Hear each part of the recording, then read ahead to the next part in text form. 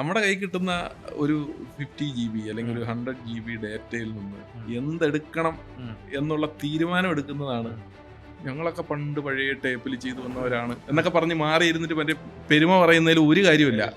എന്നാൽ ഇയാൾ കുഴപ്പമില്ല എന്ന് പറഞ്ഞിട്ട് അപ്രൂവലിന് വിട്ടു കഴിഞ്ഞാൽ അപ്രൂവ് ആയി പോകുന്ന വീഡിയോ ആയിരിക്കാം. പക്ഷെ പുള്ളി ഇത് കൊടുക്കൂല, അടിച്ചു കൂട്ടി കൈ കൊടുക്കും. എന്നിട്ട് ഞാൻ പറയും ചെയ്തു, ഞാനാണ് ചെയ്തതെന്ന് പുറത്ത് പറയരുത്. പെർഫെക്റ്റ് എഡിറ്റർ ആയിരിക്കും, നല്ല രസമായിരിക്കും, എൻ്റെ വീഡിയോ കാണാൻ രസമായിരിക്കും. പക്ഷേ അതേസമയം ഇതിങ്ങനെ കറങ്ങി വന്ന് ഫ്ലാഗിന്റെ മുകളിൽ കൂടെ പോയി പൊട്ടിത്തെറിച്ച് അവിടെ ബോക്സ് തിരിഞ്ഞു വന്ന് അത് ഇപ്പൊ നേരത്തെ നിങ്ങൾ പറയും എന്ത് നമ്മൾ ആളുകളെ കാണിക്കണം എന്നുള്ളിടത്താണ് നമ്മൾ എന്താന്നുള്ള ക്വാളിറ്റി ആളുകൾക്ക് മനസ്സിലാവും. കാര്യം പലരും ഇത് ഫ്രീ ആണ് അല്ലെങ്കിൽ വളരെ ഈസി ആയിട്ട് കിട്ടുന്നതാണെന്നുള്ളത് കൊണ്ട് വാരി വലിച്ചിട്ട് ഇതിന്റെ വില കളയുന്നുണ്ട്.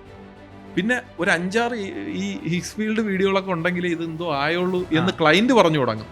ഞാൻ എപ്പോഴും നമ്മുടെ പറയണം, എടാ ഇനിയിപ്പോൾ ജോമോണ്ടി ജോം വന്നാലും ഇവിടെ വന്ന് ഒരു സാധനം ഇവന്റിൽ ഇറങ്ങി ശോഭിക്കാൻ പറ്റൂല. വെറുതെ എഡിറ്റർക്ക് പണിയാക്കാം, ഇതിങ്ങനെ ഷിഫ്റ്റ് ഡിലീറ്റ് അടിച്ച് കളയാം എന്നുള്ളത് ഒഴിച്ചു കഴിഞ്ഞാൽ ഈ സോഷ്യൽ മീഡിയയിലെ ട്രെൻഡ് കണ്ടുകൊണ്ട് എഡിറ്റിങ്ങിന് വന്നവന് രണ്ടാമത്തെ സെക്കൻഡ് ആകുമ്പോൾ തന്നെ കൈ ധരിക്കും കട്ട് ചെയ്യാൻ. ഇത് ഇത്രയും വെച്ച് നമ്മൾ ചെയ്ത് കഴിയുമ്പോൾ ക്ലയന്റ് പറയണം ആ മ്യൂസിക് അങ്ങ് മാറ്റിക്കളയെന്ന് പറഞ്ഞു കഴിഞ്ഞാൽ പരിപാടി പൊളിഞ്ഞു. ടോക്സിലേക്ക് സ്വാഗതം. നമ്മുടെ കൂടെ ഉള്ളത് യുഎഇയിലെ തന്നെ 20 കൊല്ലത്തിലേറെ എക്സ്പീരിയൻസ് ഉള്ള ഒരു വീഡിയോ എഡിറ്റർ ആണ് Manu Nair. Welcome to our show sir. വളരെ സന്തോഷം നമ്മുടെ പോഡ്കാസ്റ്റ് ചാനലിൽ ഗസ്റ്റ് ആയി വന്നത്. ഓക്കെ, അപ്പോൾ മനുഭായി ഒരു വീഡിയോ എഡിറ്റർ ആണ്. അപ്പോൾ ആദ്യത്തെ ക്വസ്റ്റ്യൻ, എന്താണ് ഒരു വീഡിയോ എഡിറ്റർ? വീഡിയോ എഡിറ്റർ എന്ന് പറയുന്നതിന് ഒരു ഒഫീഷ്യൽ ഡെഫിനേഷൻ ഒന്നുമില്ല. വീഡിയോ എഡിറ്റർ എന്ന് പറയുന്നത് വളരെ സിമ്പിൾ ആയിട്ടുള്ള ഒരു പരിപാടിയാണ്. നമ്മുടെ കയ്യിൽ കിട്ടുന്ന ഫുട്ടേജുകളെ ഓർഗനൈസ് ചെയ്ത് ഓർഡറിലാക്കി നീറ്റാക്കി എക്സ്പോർട്ട് ചെയ്യുക എന്നുള്ളത് മാത്രമേ ഉള്ളൂ ഒരു വീഡിയോ എഡിറ്റർ. ഇത്ര സിമ്പിൾ പരിപാടിയാണ്, കോംപ്ലിക്കേഷൻ ഒന്നുമില്ല. പക്ഷേ നമ്മുടെ കയ്യിൽ കിട്ടുന്ന ഒരു 50 GB അല്ലെങ്കിൽ ഒരു 100 GB ഡേറ്റയിൽ നിന്ന് എന്തെടുക്കണം എന്നുള്ള തീരുമാനം എടുക്കുന്നതാണ് ഒരു എഡിറ്ററുടെ ഒരു ആ ഒരു പോയിന്റ് ഓഫ് വ്യൂവിൽ നമ്മൾ ചിന്തിക്കുക എന്നുള്ളത്. ആ ഒരു സെൻസ് വേണം. അത് വളരെ സിമ്പിളായിട്ട് പറഞ്ഞാൽ നമ്മുടെ പലപ്പോഴും നമ്മൾ ഇവന്റ്സ് ആണെങ്കിലും ഒക്കെ നമ്മൾ ഷൂട്ട് ചെയ്ത് തന്നെ ഒരു ക്ലിപ്പിന്റെ ലെങ്ത് 10 to 15 സെക്കൻഡ് മിനിമം ഉണ്ടാവും. ഈ 15 സെക്കൻഡ് ഈ ലെങ്തിൽ നിന്ന് ഈ പോർഷൻ എടുക്കണോ ഈ പോർഷൻ എടുക്കണോ എന്ന് ഡിസൈഡ് ചെയ്യണം. അത് വീഡിയോ എഡിറ്റർക്ക് മാത്രമേ പറ്റുള്ളൂ. അത് പിക്ക് ചെയ്യുന്നിടത്താണ് ആ ഒരു ക്ലിപ്പിന്റെ ഏത് പോർഷൻ തൊട്ട് ഏത് പോർഷൻ വരെ എടുക്കണം. അതില് സക്സസ് ആവാത്തപ്പോഴാണ് ഒരു മോശം എഡിറ്റർ ആവുന്നതും അതിൽ സക്സസ് ആവുന്നവനാണ് നല്ലൊരു എഡിറ്റർ ആവുന്നത്. ഇത്രയേ ഉള്ളൂ, സിമ്പിൾ പരിപാടിയാണ്. ഇതിൽ നമ്മളിപ്പോ കാണുന്ന ഭയങ്കര കയോസ് ആയിട്ടുള്ള എഡിറ്റോ അല്ലെങ്കിൽ ഭയങ്കര ഫാസ്റ്റ് മൂവ്മെന്റോ ട്രാൻസിഷനോ ഇതൊക്കെ അവരവരെ കഴിവ് പ്രകടിപ്പിക്കാനും അല്ലെങ്കിൽ നമ്മൾ ചെയ്യുന്ന വീഡിയോയുടെ ജോണർ അനുസരിച്ചിട്ട് നമ്മൾ ചെയ്യുന്ന ഒരു ടെക് ആണോ ഓട്ടോമോട്ടീവ് ആണോ എന്നുള്ളതനുസരിച്ചിട്ട് സ്പീഡ് കൂട്ടാനും ട്രാൻസിഷൻസ് ആഡ് ചെയ്യാനും അതൊക്കെ വേറെയാണ്.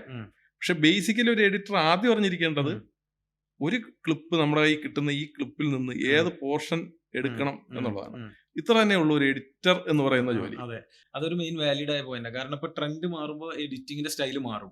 അതെന്ത് മാറിയാലും അതിന്റെ ബേസിക് അതിന്റെ മെയിൻ ഘടകം എന്ന് പറയുന്നതാണല്ലേ, ഏത് പിക്ക് ചെയ്യുക അവിടെ. ഇത് നമ്മൾ ശ്രദ്ധിക്കാതെ നേരെ ഇപ്പൊ അല്ലെങ്കിൽ ഈ വർഷം അല്ലെങ്കിൽ കഴിഞ്ഞ വർഷം ഫീൽഡിലേക്ക് എൻ്റർ ആയ ഒരു എഡിറ്റർ അവൻ കാണുന്നതും അവൻ ഫോളോ ചെയ്യുന്നതും അന്നത്തെ ട്രെൻഡ് അവിടെ നിന്നാണ് അവന്റെ തുടക്കം. ഈ ട്രാൻസിഷനോ അല്ലെങ്കിൽ കറങ്ങി തിരിഞ്ഞ് പൊട്ടി തെറിച്ച് ഇങ്ങനെ ഈ ഒരു സംഭവമാണ് അവൻ ഫസ്റ്റിലെ ചെയ്തു തുടങ്ങുന്നത്. അപ്പൊ എന്ത് പറ്റും എന്ന് പറഞ്ഞു കഴിഞ്ഞാല് ബേസിക് ഇല്ല. അപ്പൊ ഈ ബേസിക് എപ്പോഴായാലും അറിഞ്ഞിരുന്നാൽ മാത്രമേ ഒരു പെർഫെക്റ്റ് എഡിറ്റർ ആവാൻ പറ്റൂ. കാര്യം എന്താന്ന് വെച്ച് കഴിഞ്ഞാല് പ്രത്യേകിച്ച് യുഎഇയിൽ വർക്ക് ചെയ്യുമ്പോൾ നമുക്ക് ഇന്ന ഒരു മെത്തേഡിലെ ഒരു എഡിറ്റ് മാത്രം അല്ല ഇവന്റ്സ്, അല്ലെങ്കിൽ പിന്നെ ആ ഒരു ടൈപ്പിലേക്ക് മാത്രം നമ്മൾ മാറിപ്പോകും. ഇവന്റ്സ് മാത്രം അല്ലെങ്കിൽ ആ ഒരു വൈബ് ടൈപ്പ് ആ സംഭവം മാത്രം ചെയ്യാൻ പറ്റുള്ളൂ. ഒരു 2 മിനിറ്റോ അല്ലെങ്കിൽ ഒരു 4 മിനിറ്റോളം ഒരു ഷോർട്ട് ഡോക്യുമെന്ററി വരുന്നു, വോയിസ് ഓവർ ഒക്കെ ഇട്ടിട്ട് കുറച്ച് ടെക്സ്റ്റ് പോപ്പ് ഒക്കെ വെച്ചിട്ടുള്ള ഒരു എഡിറ്റ് ഒക്കെ വന്നു കഴിഞ്ഞാൽ ഇവന് ചെയ്യാൻ പറ്റത്തില്ല എന്ന് പറയുന്നത് അത് സോൾഫുൾ ആയിട്ട് എഡിറ്റ് ചെയ്യണം. ഈ സാധനം അതിന് പറ്റത്തില്ല. ഇവരുടെ കയ്യിൽ കിട്ടുന്ന കുറെ ഫുട്ടേജ് റാൻഡമായിട്ട് കുറെ പിക്ക് ചെയ്ത് ഒരു ഭയങ്കര കുറെ അറ്റ്മോസ്ഫിയറിക് സൗണ്ടും കുറച്ച് ബീറ്റൊക്കെ ഇട്ടിട്ട് വെട്ടിപ്പൊളിച്ചങ്ങോട്ട് ഇടുക എന്ന് പറയില്ല. അപ്പൊ ഈ സാധനം മാത്രം ചെയ്ത് ശീലിക്കുമ്പോൾ പെർഫെക്റ്റ് എഡിറ്റർ ആയിരിക്കും, നല്ല രസമായിരിക്കും, അതിന്റെ വീഡിയോ കാണാൻ രസമായിരിക്കും. പക്ഷേ ഞാൻ പറഞ്ഞ മെത്തേഡിലുള്ള എഡിറ്റ് വരുമ്പോഴത്തേക്ക് ചെയ്യാൻ പറ്റത്തില്ല. അതെന്താന്ന് വെച്ചാൽ ബേസിക് ഇല്ല. അപ്പൊ എപ്പോഴും നമ്മൾ ശ്രദ്ധിക്കാനുള്ളത് എഡിറ്റ് എന്ന് പറയുന്നത് എന്താണ്. ഞാൻ മനസ്സിലാക്കിയാണ് ഇതൊന്നും ഒരു തിയറിയോ അല്ലെങ്കിൽ വേറൊരാൾ അക്സെപ്റ്റ് ചെയ്യണമെന്നില്ല, ഉറപ്പില്ല. ഇത് ഞാൻ മനസ്സിലാക്കിയ കാര്യം മാത്രമാണ്. ക്ലിപ്പിന്റെ ഡ്യൂറേഷൻ, ആ ഡ്യൂറേഷനിൽ നിന്ന് എന്തെടുക്കണം അത് ഡിസൈഡ് കാര്യം. അത് ഒരു ഡയറക്ട്, പ്രത്യേകിച്ച് നമ്മൾ ചെയ്യുന്ന ആ ടൈപ്പ് വർക്ക് പ്രത്യേകിച്ച് ഒരു ഡയറക്ടറോ ഒന്നും ആയിരിക്കില്ല. ഫൈനൽ എഡിറ്റ് ചെയ്യുന്നവൻ തന്നെയാണ് അതിന്റെ ഡയറക്ടർ. ഷൂട്ട് ചെയ്യുമ്പോൾ ഡയറക്ഷൻ ഇല്ല. ഷൂട്ട് ചെയ്യുമ്പോൾ റാൻഡമായിട്ട് ഷൂട്ട് ചെയ്യുന്നു, വരുന്നു. എഡിറ്റേബിളിലാണ് ഡയറക്ഷൻ നടക്കുന്നത്. അവിടുന്ന് അപ്പൊ ഒരു ഡയറക്ടറൂടെ ആയിരിക്കണം, ഡിസിഷൻ മേക്കിംഗ് ആയിരിക്കണം. പിന്നീട് പ്രത്യേകിച്ച് UA ഫീൽഡിൽ നിൽക്കുമ്പോഴത്തേക്കും നമുക്ക് കയ്യിൽ കൊണ്ട് തരുന്ന ക്ലിപ്പുകൾ മാത്രം വെച്ച് മിണ്ടാതെ ഒരു മൂലയ്ക്ക് ഇരുന്ന് ഒരു മ്യൂസിക് ചെയ്തു കൊടുക്കുന്ന പരിപാടി ഒരു മോശം എഡിറ്ററുടെ ശീലമാണ്. നമുക്ക് വേണ്ട ക്ലിപ്പ് വീഡിയോഗ്രാഫറുടെ പറഞ്ഞ് എടുപ്പിക്കാനും കൂടെ പറ്റണം. ഇത് പറ്റിയില്ല, എടുത്തുകൊണ്ട് വന്നാലും ഇത് പറ്റിയില്ല എന്നുണ്ടെങ്കിൽ നേരെ ഇറങ്ങി പോണം, ഇവരെ കൂടെ പോയി പറഞ്ഞ് ഷൂട്ട് ചെയ്യിച്ച്. ഞാനത് ചെയ്യാറുണ്ട്. ഞാനത് മിക്കവാറും എല്ലാ വർക്കിലും സ്പോട്ട് എഡിറ്റില് ഞാൻ ചെയ്യാറുണ്ട്. എനിക്ക് ഇൻട്രോ ഷോട്ട് ഇന്നത് വേണം, അല്ലെങ്കിൽ നമുക്ക് ഇങ്ങനെ ഒരു ടൈം ലാപ്സ് വേണം, അല്ലെങ്കിൽ ചെറിയൊരു ഇന്റർവ്യൂ കട്ട്സ് ആണെങ്കിൽ തന്നെ ഇങ്ങനെ ഒരു ഫ്രെയിം വേണമെന്ന് പറയും. അപ്പൊ നമ്മൾ എഡിറ്റിൽ ബിസി ആയതുകൊണ്ട് നമ്മൾ ആ ഒരു റൂമിനകത്ത് ഒതുങ്ങിയിരുന്ന് ചെയ്യുമ്പോഴത്തേക്കും ഒരു എന്റെ കൂടെ വർക്ക് ചെയ്യാറുള്ള പൊതുവിൽ നമ്മൾ കാണുന്ന ഒരു 80% വീഡിയോഗ്രാഫേഴ്സും അത് അച്ചീവ് ചെയ്തുകൊണ്ട് വരും. ചില സമയത്ത് അവർക്ക് ഇത് അച്ചീവ് ചെയ്യാൻ പറ്റില്ല. അപ്പൊ അവർ ഒന്ന് പറയും, ഒന്നുവാ ഞാനും കൂടെ ചെല്ലുന്നു, നമ്മൾ ഫ്രെയിം വെക്കുന്നു. പിന്നെ അതിനകത്ത് പിന്നെ ഇവൻ എടുത്തുകൊണ്ട് വന്നിട്ട് ഇത് ശരിയായില്ല എന്നുള്ള ടെൻഷൻ അവനും വേണ്ട. പെട്ടെന്ന് ഒരു 10 മിനിറ്റിൽ പരിപാടി കഴിയും. അതുകൂടെ ഒന്ന് ഇറങ്ങി ചെയ്യുമ്പോഴേ ടീം വർക്ക് ഇറങ്ങി ചെയ്ത് അത് കൊണ്ടുവന്ന് എഡിറ്റ് ചെയ്ത് ഔട്ട് ഇറക്കുമ്പോഴാണ് ഒരു പെർഫെക്റ്റ് എഡിറ്റ് വരുള്ളൂ. അല്ല എന്റെ ജോലി എഡിറ്റിംഗ് ആണ്. അവര് കൊണ്ടുവരുന്ന ഫുട്ടേജ് എടുക്കുക, റാൻഡമായിട്ട് കുറച്ച് അങ്ങോട്ടും ഇങ്ങോട്ടും ഒക്കെ പിടിച്ചിട്ട് കുറച്ച് ഗിമ്മിക്ക് എന്തെങ്കിലുമൊക്കെ ഇട്ടിട്ട് കൊടുക്കുക എന്നുള്ളതല്ല. ഇങ്ങനെ നിന്നാലാണ് നിലനിൽപ്പുള്ളൂ. സർവൈവ് ചെയ്യണം. കാര്യം നമ്മളൊരു ഫീൽഡിൽ നിൽക്കുമ്പോ എന്റെ അതേ പണി അറിയാന്നുള്ള ആയിരക്കണക്കിന് പേര് ഇവിടെ ഉണ്ട്. അതിൽ എന്നെ എന്തിനു വിളിക്കണം എന്നുള്ള ഒരു കാരണം കൂടെ ഉണ്ട്. അപ്പൊ നിങ്ങൾക്ക് നിങ്ങളുടേതായ ഒരു സ്പെഷ്യാലിറ്റി കൂടെ വേണം. ഇപ്പൊ സുജിത്തിനെ നമ്മൾ ഫോട്ടോ സുജിത്ത് തന്നെ ചെയ്യണം, നീ തന്നെ ചെയ്യണം എന്ന് പറഞ്ഞ് വിളിക്കണമെങ്കിൽ എന്തെങ്കിലും സ്പെഷ്യൽ നിന്റെ വേണം. ഇല്ലെങ്കിൽ ഏതെങ്കിലും ഒരു വീഡിയോഗ്രാഫർ മതി, അല്ലെങ്കിൽ ഏതെങ്കിലും ഒരു എഡിറ്റർ മതി എന്നുള്ള സാധനമാണ്. അപ്പൊ ഇവിടെ നിലനിന്ന് പോകണമെങ്കിൽ കുറച്ച് സ്പെഷ്യൽ കയ്യിൽ വേണം. അതിന് ഈ പറഞ്ഞ ട്രെൻഡിന്റെ മാത്രം പറയുക, ട്രെൻഡ് വേണം, ട്രെൻഡ് ഉറപ്പായും വേണം. ട്രെൻഡ്, പുതിയ ടെക്നോളജി, പുതിയ ട്രെൻഡ് എല്ലാം വേണം, ഇത് അറിഞ്ഞിരിക്കണം. പക്ഷെ ഇത് മാത്രം കൊണ്ട് ഫീൽഡിൽ പിടിച്ചിരിക്കാൻ പറ്റില്ല. അപ്പൊ അതിനാണ് ഞാൻ ആദ്യം പറഞ്ഞത്, ബേസ്മെന്റ് വേണം. ആ ബേസിക്കലി എഡിറ്റർ എന്താണ്, എഡിറ്ററുടെ ജോലി എന്താണ്, ഈ ക്ലിപ്പിൽ നിന്ന് പോർഷൻ സെലക്ട് ചെയ്യല്. സിമ്പിൾ ആയിട്ട് ഉദാഹരണം പറയാം. ഇപ്പൊ ഒരു പൊതുവെ നമ്മളെ കോൺഫറൻസ് വീഡിയോകളിലുള്ള സെഷൻസ് ഉണ്ടാവുമല്ലോ. ഇപ്പൊ സെഷൻസിൽ നല്ല വീഡിയോഗ്രാഫേഴ്സ് എന്താ ചെയ്യണമെന്ന് വെച്ച് കഴിഞ്ഞാൽ, സെഷൻസ് എടുക്കുമ്പോഴത്തേക്ക് അവര് ഇപ്പം ഒരാൾ സംസാരിക്കുന്ന ഷോട്ട് ചിലപ്പോൾ ഒരു 20 സെക്കൻഡ് 30 സെക്കൻഡ് ഒക്കെ ഷൂട്ട് ചെയ്യും. സ്റ്റാറ്റിക് ആയിരിക്കും, അല്ലെങ്കിൽ ഹാൻഡ് ഹെൽഡ് ആയിരിക്കും, ചെറിയൊരു ക്യാൻഡിഡ് ടൈപ്പ് ആയിരിക്കും. അതിൽ ഈ സംസാരിക്കുന്ന ഇതുപോലെ തന്നെ സംസാരിച്ചിരിക്കുന്ന ആൾ കുറേ കാര്യങ്ങൾ ഇങ്ങനെ ഇരുന്ന് പറഞ്ഞിട്ട് ഇങ്ങനെ എന്തെങ്കിലും ഒക്കെ ആക്കി പറയുന്ന ഒരു പോർഷൻ കിട്ടും. അത് ചിലപ്പോൾ 25ാമത്തെ സെക്കൻഡിലായിരിക്കും ഉള്ളത്. ഈ സംസാരിക്കുന്ന സാധനം ഇവന് ശരീരത്തിനോ അല്ലെങ്കിൽ കൈക്കോ ഒരു അനക്കോ ഇല്ലാതെ ഇങ്ങനെ വെറുതെ ഇരുന്ന് സംസാരിച്ചുകൊണ്ടിരിക്കുന്ന ഒരു പോർഷൻ എടുത്ത് ഹൈലൈറ്റ്സിൽ ഇട്ടാലും ആളതിലുണ്ട്, വീഡിയോയിൽ ആള് വന്നു. പക്ഷെ അതേസമയം 25 സെക്കൻഡ് അല്ലെങ്കിൽ 30 സെക്കൻഡ് ഉള്ള വീഡിയോയിൽ നിന്ന് ഇയാൾ ഇങ്ങനെ ആക്കുന്ന ഒരു പോർഷനാണ് നമ്മൾ എടുക്കുന്നതെങ്കിൽ വീഡിയോ ലൈവായി. ഇതാണ്, ഇത് ശ്രദ്ധിക്കുമ്പോൾ വീഡിയോ ബ്യൂട്ടിഫുൾ ആണ്. ഇതാണ് എൻ്റെ ഒരു തോട്ട്. അത് കറക്റ്റാണ്, ഞാൻ ഇതിനോട് യോജിക്കുന്നു. അതായത് നമ്മൾ എവിടെ കട്ട് ചെയ്യണം, എവിടെ ഇതാക്കണം എന്നുള്ളതാണ്. ചിലപ്പോൾ ആ കട്ട് കുറച്ച് നേരത്തെ അതിന്റെ ഫീല് നഷ്ടപ്പെടും, കുറച്ചത് ആ കട്ട് അവിടെ കട്ട് ചെയ്ത് കുറച്ച് കഴിഞ്ഞ് കട്ട് ചെയ്താലും ആ ഒരു ഫീല് കിട്ടില്ല എന്ന് ഞാൻ വിശ്വസിക്കുന്നു. അപ്പോൾ അത് പറഞ്ഞതിനോട് ഞാൻ യോജിക്കുന്നുണ്ട് കറക്റ്റായിട്ട്. പിന്നെ ഓരോ ടൈമിൽ ഓരോ ഇത് വരുമല്ലോ അല്ലെ. ഇപ്പൊ കുറച്ച് ഫാസ്റ്റ് ആയിട്ട് അല്ലെങ്കിൽ അങ്ങനെ പോകുന്ന അല്ല, അതും ഈ ആൾക്കാർ ഇത് ജഡ്ജ് ചെയ്യുന്നതിന്റെ അല്ലെങ്കിൽ ആൾക്കാർ കൺസീവ് ചെയ്യുന്നതിന്റെ പ്രശ്നമാണ്. ഫാസ്റ്റ് ചെയ്യേണ്ട ഏരിയകളിൽ ഫാസ്റ്റ് തന്നെ ചെയ്യണം. അപ്പൊ ഞാൻ വളരെ സിമ്പിൾ ആയിട്ട് പറഞ്ഞാല്, ഒരു ടെക്കോ എഐയോ അല്ലെങ്കിൽ ഓട്ടോമോട്ടീവോ അങ്ങനെയൊക്കെയുള്ള ഇവന്റ്സ് ചെയ്യുമ്പോഴത്തേക്കും അതിന്റെ മോഡ് തന്നെ അതാണ്. ഇലക്ട്രോ, ആ ഒരു ടൈപ്പ് മ്യൂസിക്കും ഒരു ഡൈനാമിക് ഷോട്ടുകളും ക്യാമറയിലൊന്നും നമ്മൾ നോർമലി ഇവന്റുകളിലൊന്നും ഉപയോഗിക്കാത്ത രീതിയിൽ ഭയങ്കര വിയേർഡായിട്ടൊക്കെ ഉള്ള ഷോട്ടുകളൊക്കെ വയ്ക്കും ക്രിയേറ്റീവായിട്ട്. ആ ഷോട്ട് എടുത്തോണ്ട് വന്നിട്ട് ടക്ക് ടക്ക് ടക്ക് ഇങ്ങനെ എഡിറ്റ് ചെയ്തിട്ട് ഒരു കാര്യമില്ല. അതിനെ കടകടകടകട എഡിറ്റിൽ തന്നെ പോകും വേണം. ഈ ഒരു വീഡിയോ റെഫറൻസും കണ്ടുകൊണ്ട് ഒരു ഫിനാൻഷ്യൽ ഫേമിന്റെ ഒരു കോൺക്ലേവ് എഡിറ്റ് ചെയ്യാൻ പോയിട്ട് ഒരു കാര്യമില്ല. എനിക്ക് റെഫറൻസ് തന്നിട്ടുണ്ട് ചില എൻ്റെ തന്നെ ക്ലയന്റുകൾ, നമുക്ക് ഈ വീഡിയോ ഇങ്ങനെ വേണം. അപ്പൊ ഞാൻ ചോദിക്കും, നിങ്ങൾ ഈ സംഭവമാണോ അവിടെ ചെയ്യുന്നത്? അപ്പൊ അത് കേട്ടിട്ട് അതുപോലെ വീഡിയോ ചെയ്ത് കൊടുക്കാൻ നമുക്ക് പറ്റും, പക്ഷെ അങ്ങനെയല്ല, അത് ലോജിക്ക് വേണമല്ലോ. അപ്പൊ നമ്മളൊരു ഒരു ഹെൽത്ത് കെയർ കമ്പനിയുടെ ഒരു ഇവന്റ് ആണ്, ഹെൽത്ത് കെയർ റിലേറ്റഡ് എക്യുപ്മെന്റ്സോ അല്ലെങ്കിൽ അങ്ങനത്തെ ഒരു പരിപാടി ചെയ്യുന്ന ഒരു ഇവന്റ് ആണ്.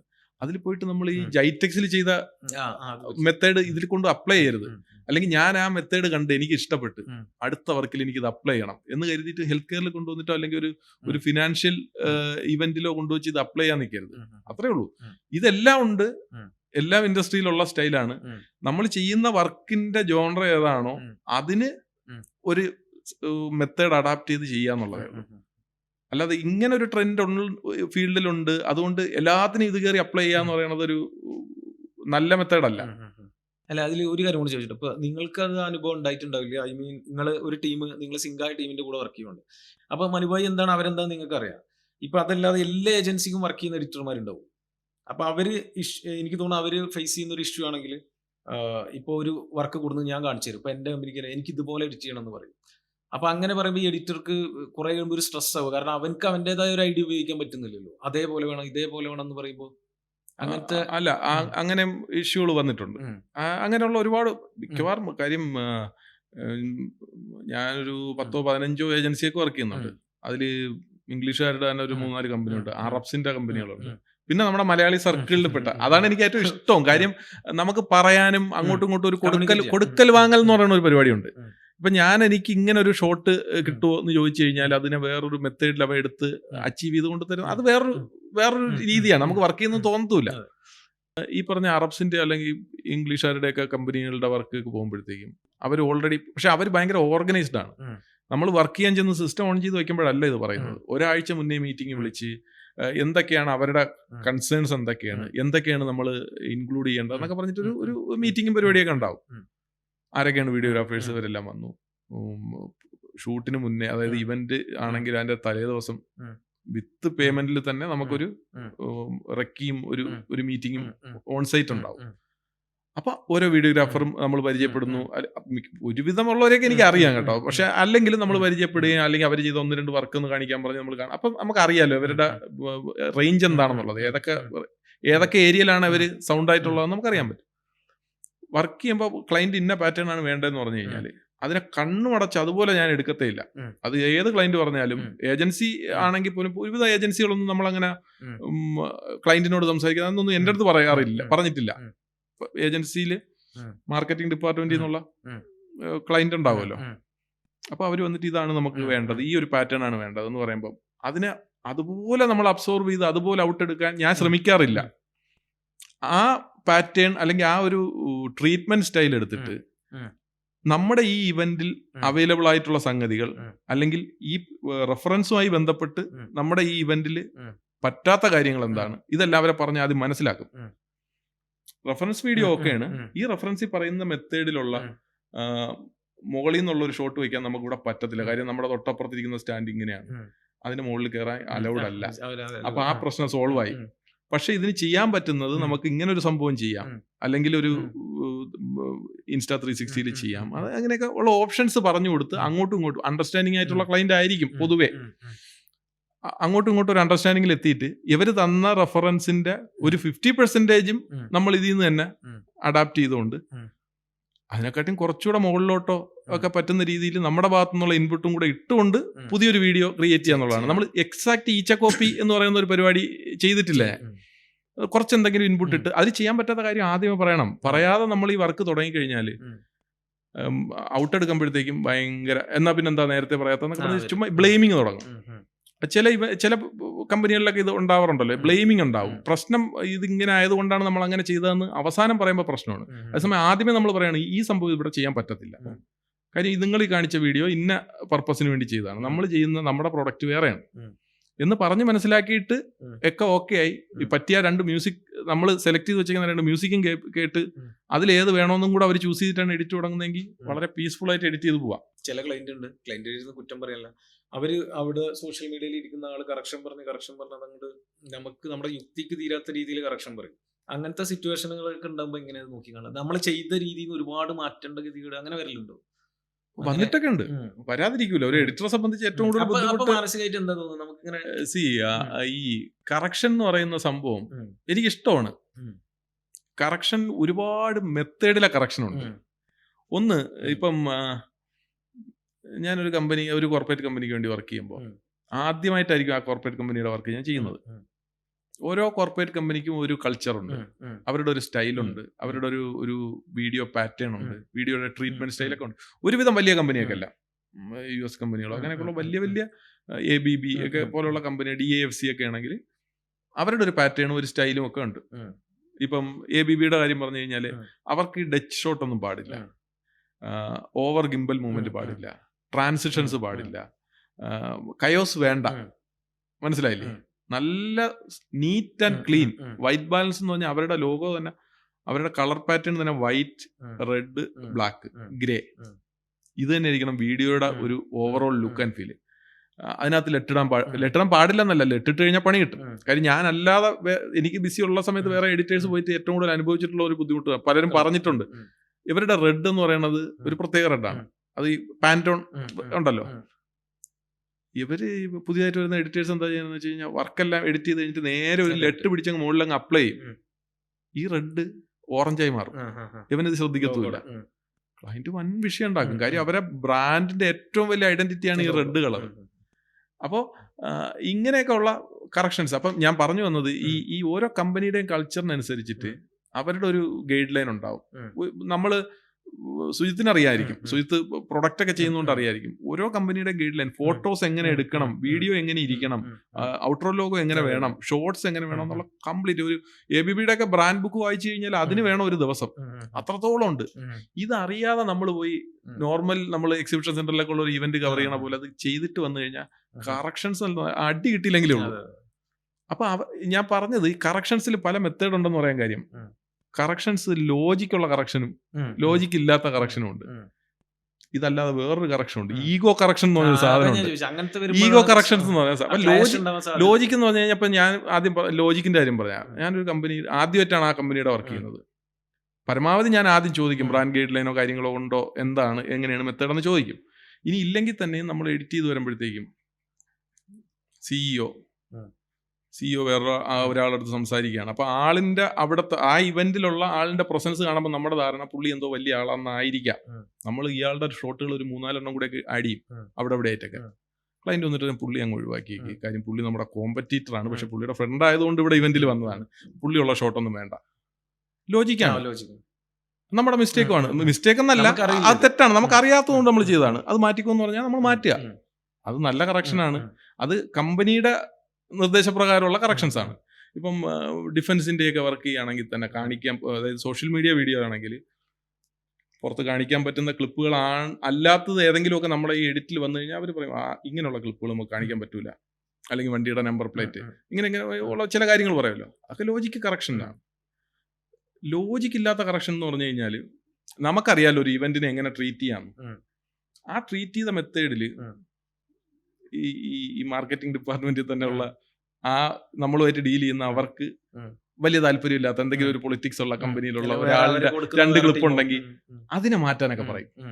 അല്ലെങ്കിൽ നമ്മളൊരു ലോ ആംഗിൾ നല്ലൊരു ഷോട്ട്, ആ ഫുൾ ഏരിയ കവർ ചെയ്യുന്ന ഒരു ഷോട്ട് എടുത്ത് വന്നപ്പോൾ ഒരാൾ പാസ് ചെയ്ത് പോകുന്നു.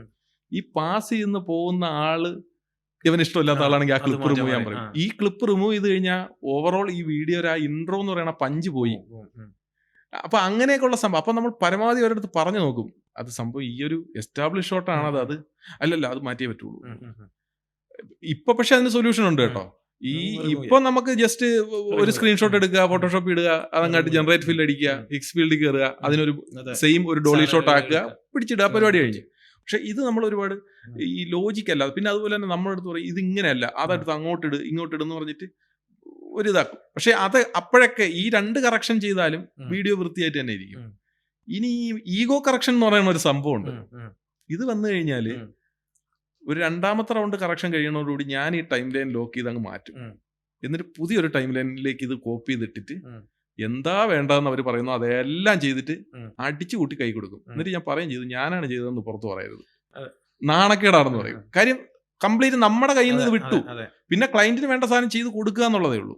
അവിടെ പിന്നെ കിടന്നിട്ട് നമ്മൾ ആർഗ്യൂ ചെയ്തിട്ടോ അല്ലെങ്കിൽ അവരെ പറഞ്ഞ് തിരുത്താൻ പോയിട്ടോ ഒരു കാര്യമില്ല. പറയുമ്പോ ഈ ക്വസ്റ്റ്യൻ ചോദിക്കുമ്പോ എനിക്ക് മനസ്സിൽ വന്ന സീൻ എന്താണെന്ന് അറിയോ, മായാനദിയിൽ തന്നെയല്ലേ ബേസിൽ എഡിറ്റ് ചെയ്യാതെ കട്ട് ചെയ്യുക ഇതെന്തത് ആ സാരി പാറി എന്ന് പറഞ്ഞിട്ടുള്ള ഒരു ഷോട്ട് കട്ട് ചെയ്യാൻ പറയുന്നത് മലയാള സിനിമ നശിച്ചു പോട്ടെ എന്ന് പറയുന്നത്.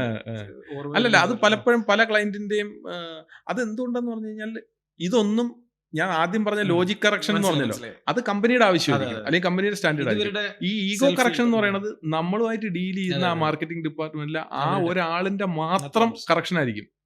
എന്നാൽ ഇയാൾ കുഴപ്പമില്ലാന്ന് പറഞ്ഞിട്ട് അപ്രൂവലിന് വിട്ടു കഴിഞ്ഞാൽ അപ്രൂവ് ആയി പോകുന്ന വീഡിയോ ആയിരിക്കാം. പക്ഷെ പുള്ളി ഇത് കൊടുക്കൂല. പുള്ളി അല്ല വേണ്ട, അവൻ വേണ്ട ഇതിനകത്ത്, അല്ലെങ്കിൽ മറ്റേ ഷോട്ട് വേണ്ട. ഇനി ഇതിന് എന്തെങ്കിലും പറഞ്ഞ് നമ്മൾ കറക്റ്റ് ചെയ്യാൻ പോയാലോ ഇവർക്ക് ഈഗോ അടിക്കും. ഇവർക്ക് ഈഗോ അടിച്ചിട്ടില്ല, ഞാൻ പറഞ്ഞ പോലെ തന്നെ വേണം എന്നുള്ളൊരു കടുംപിടുത്തത്തിൽ നിൽക്കുകയും ചെയ്യും. അപ്പൊ അതൊക്കെ പക്ഷെ സ്പോട്ട് എഡിറ്റിൽ പൊതുവെ കുറച്ചുകൂടെയൊക്കെ ബുദ്ധിയുള്ളവരാണ് ഇപ്പൊ ഉള്ളത്. മീൻസ് സ്പോട്ട് എഡിറ്റിൽ നമ്മളെ ഡീൽ ചെയ്യുന്ന കമ്പനിയുടെ മാർക്കറ്റിംഗ് ഡിപ്പാർട്ട്മെന്റിലുള്ള ഒരു കാര്യം. സോഷ്യൽ മീഡിയ എന്ന് പറയുന്ന ഒരു സംഭവം വന്ന് സ്പോട്ട് എഡിറ്റും സെയിം ഡേ അപ്ലോഡും ഒക്കെ വന്നിട്ട് തന്നെ ഒരു 10 വർഷമായി ഏകദേശം. 10 ഇല്ലല്ലോ, ഒരു 7-8 വർഷമാവും. അപ്പോൾ 7 വർഷം ആയതുകൊണ്ട് തന്നെ ഇപ്പൊ സോഷ്യൽ മീഡിയയിൽ വരുന്ന വീഡിയോകളുടെ എണ്ണം കൂടുതലാണ്, പല വീഡിയോകളും കാണുന്നുണ്ട്. അപ്പൊ എല്ലാവർക്കും അറിയാം. മുമ്പ് അതല്ല, സ്റ്റാർട്ടിങ് ടൈമിൽ ബുദ്ധിമുട്ടാണ്. പക്ഷെ ഇപ്പം ഈ പറഞ്ഞ പോലെ സ്പോട്ട് എഡിറ്റിന് ഈ പ്രശ്നം വരുന്നില്ല. പക്ഷെ ഇന്ന് ഷൂട്ട് ചെയ്ത് എഡിറ്റ് ചെയ്ത് അവർ ചിലപ്പം നെക്സ്റ്റ് വീക്ക് ആയിരിക്കും അപ്ലോഡ് ചെയ്യുന്നുണ്ടെങ്കിൽ ഇത് ഇങ്ങനെ വെച്ചിട്ട് കറക്ഷൻ പറയും. കറക്ഷൻ എന്നൊക്കെ പറഞ്ഞു കഴിഞ്ഞാൽ ഈ ലോജിക്കില്ലാത്ത ഒരുപാട് കറക്ഷൻസ് വരാറുണ്ട്. കയ്യിൽ നിന്ന് അങ്ങ് പോകും ഈ സാധനം. നമ്മുടെ ഒരു നമ്മൾ ഏത് വീഡിയോ ചെയ്താലും ഇപ്പൊ സുജിത്ത് ഒരു ഫോട്ടോഗ്രാഫി ചെയ്യാൻ പോയി കഴിഞ്ഞാൽ ഈ ഫോട്ടോ നശിച്ചു പോട്ടെ എന്ന് പറഞ്ഞാൽ ഒരിക്കലും ചെയ്യത്തില്ല. നമ്മളിത് എഡിറ്റ് ചെയ്യാൻ പോകുമ്പോഴും ഇതിപ്പം എന്റെ വർക്കാണോ, എന്റെ ഓൺ വർക്കാണോ, അല്ല ഈ ഏജൻസിക്ക് ഇത്തിരി ഇവന്മാര് ശരിയല്ല, അവന്മാരെ വർക്ക് അങ്ങ് തൊലഞ്ഞു പോട്ടെ എന്ന് പറഞ്ഞിട്ട് ഞാൻ ചെയ്യുമോ? നമ്മൾ ചെയ്യുമ്പോൾ പരമാവധി നമ്മളത് ഇതാക്കി ചെയ്യുക. അപ്പൊ അതിനകത്ത് വന്നിട്ട് ഈ ഈഗോ കറക്ഷൻ പറയാന്ന് പറഞ്ഞു കഴിഞ്ഞാൽ ഭയങ്കര. അപ്പൊ പിന്നെ നമ്മളൊന്നും നോക്കരുത്. പിന്നെ അവിടെ ഇരുന്നിട്ട് നമ്മുടെ മെന്റൽ ഹെൽത്ത് നശിപ്പിക്കാതെ എത്രയും പെട്ടെന്ന് അവർ പറയുന്ന രീതിയിൽ ചെയ്ത് ഒഴിവാക്കി രക്ഷപ്പെടുക എന്നുള്ളതേ ഉള്ളൂ. ഒരു AI ഒക്കെ വന്നുകൊണ്ട് എഡിറ്റിംഗിന് എത്രത്തോളം അത് സപ്പോർട്ട് ചെയ്യുന്നുണ്ട്? അതിന്റെ മെറിറ്റ് എന്താ, ഡിമെറിറ്റ് എന്താ? AI ഒരു തരത്തിലും ഡിമെറിറ്റ് ഇല്ല എന്റെ ഒരു അനുഭവത്തിൽ. AI എന്ന് പറയുന്നത് ആക്ച്വലി AI എന്താണ് എന്ന് പോലും മനസ്സിലാക്കാതെ AI ഭയങ്കരമായിട്ട് ബ്ലെയിം ചെയ്യുന്ന ആൾക്കാരുണ്ട്. AI കൊണ്ടുണ്ടായ സപ്പോർട്ടുകൾ എന്ന് പറഞ്ഞാൽ സിമ്പിൾ. ഇപ്പം ഫോട്ടോഷോപ്പ് ചെയ്യുന്നതുകൊണ്ട് സുജിത്തിനറിയാം, ഒരു ബിൽഡിങ്ങിന്റെ ഒരു ഫോട്ടോ എടുക്കുകയാണ്, സൈഡിൽ ഒരു കച്ചട ഡബ്ബ ഇരിക്കുകയാണ്, എത്ര നേരം ഇരുന്ന് പാച്ച് ചെയ്തിട്ടുണ്ട് ഒരു 5 വർഷം മുന്നേ. ഒരു സർക്കിൾ വരയ്ക്കുക, ജനറേറ്റ് ഫില്ല് കൊടുക്കുക, 3 ഓപ്ഷൻ ഇവൻ തരികയാണ്, അതിൽ നിന്ന് വേണ്ടത് എടുക്കുക. 30 സെക്കൻഡ് പരിപാടി കഴിഞ്ഞ്. നേരത്തെ 3 മണിക്കൂർ ചെയ്തുകൊണ്ടിരുന്ന സാധനം 30 സെക്കൻഡ് പരിപാടി കഴിയുക എന്ന് പറഞ്ഞു കഴിഞ്ഞാൽ അതിൽ കൂടുതൽ എന്ത് മെറിറ്റാ ഇതിന് വേണ്ടത് AI-ക്ക്? AI എന്ന് പറഞ്ഞാൽ ടൈം സേവിങ്, ഏറ്റവും കൂടുതൽ ടൈം സേവിങ് ആണ്. അതായത് നമ്മൾ നേരത്തെ എടുത്തുകൊണ്ടിരുന്ന പല ഹാർഡ് വർക്കുകളും ഇപ്പൊ സ്മാർട്ട് വർക്കായി മാറിയത് AI കൊണ്ടാണ്. AI ബ്ലെയിം ചെയ്യാ, ഇനി ആരെങ്കിലും ബ്ലെയിം ചെയ്യുന്നുണ്ടെങ്കിൽ പോലും ഇപ്പോഴും പല ഡിസ്കഷനും കമന്റ്സിലും ഒക്കെ കാണുന്നുണ്ടല്ലോ, AI ബ്ലെയിം ചെയ്യുന്നവൻ അതിനെ ഫോളോ ചെയ്യാൻ കഴിയാത്തവരായിരിക്കും, അതിനെക്കുറിച്ച് പഠിച്ചിട്ടില്ല, മനസ്സിലാക്കിയിട്ടില്ല. ഇനി AI വന്നു കഴിഞ്ഞാൽ ജോലി പോകും. AI വന്നു, ഇനി വീഡിയോ എഡിറ്ററിന്റെ ആവശ്യമില്ല, അല്ലെങ്കിൽ AI വന്നു, ഇനി ഫോട്ടോഷൂട്ടിന്റെ ആവശ്യമില്ല.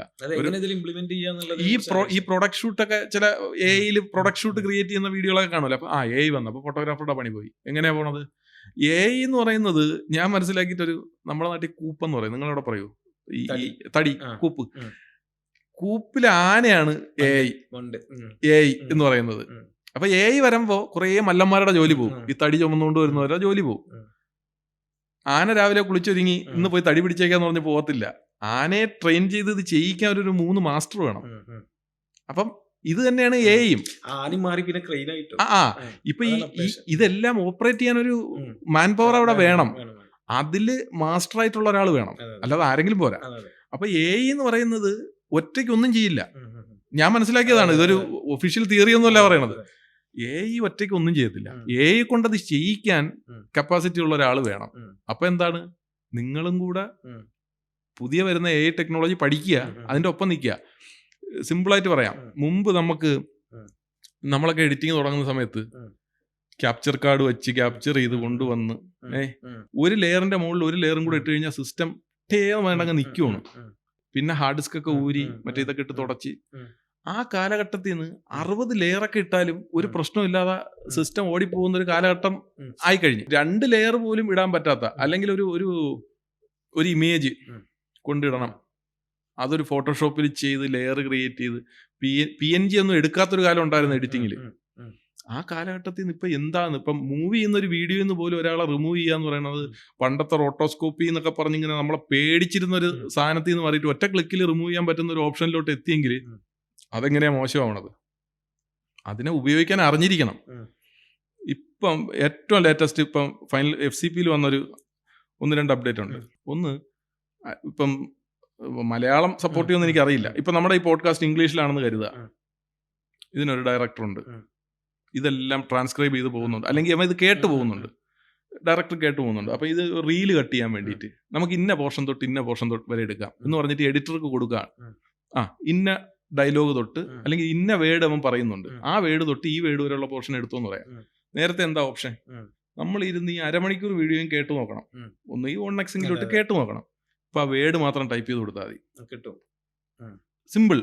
അരമണിക്കൂർ വീഡിയോ കാണുന്ന പരിപാടി അരമണിക്കൂർ എടുത്തിട്ട് ഇതിൽ നിന്ന് ആ പോർഷൻ സെലക്ട് ചെയ്യുന്ന പരിപാടി ആ വേർഡ് മാത്രം അല്ലെങ്കിൽ ആ ഒരു സെന്റൻസിന്റെ ഒരു 4 വേർഡ് ഇങ്ങോട്ട് അടിച്ചു കൊടുക്കുമ്പോഴത്തേക്കും നമ്മുടെ ബ്രൗസറിനകത്തുനിന്ന് ഈ പോർഷൻ മാത്രം ഇന്നടിച്ച് കിടക്കുക വീഡിയോ, ജസ്റ്റ് ഡ്രാഗ് ചെയ്തിട്ടാൽ ഈ പോർഷൻ കിട്ടുകയാണ്.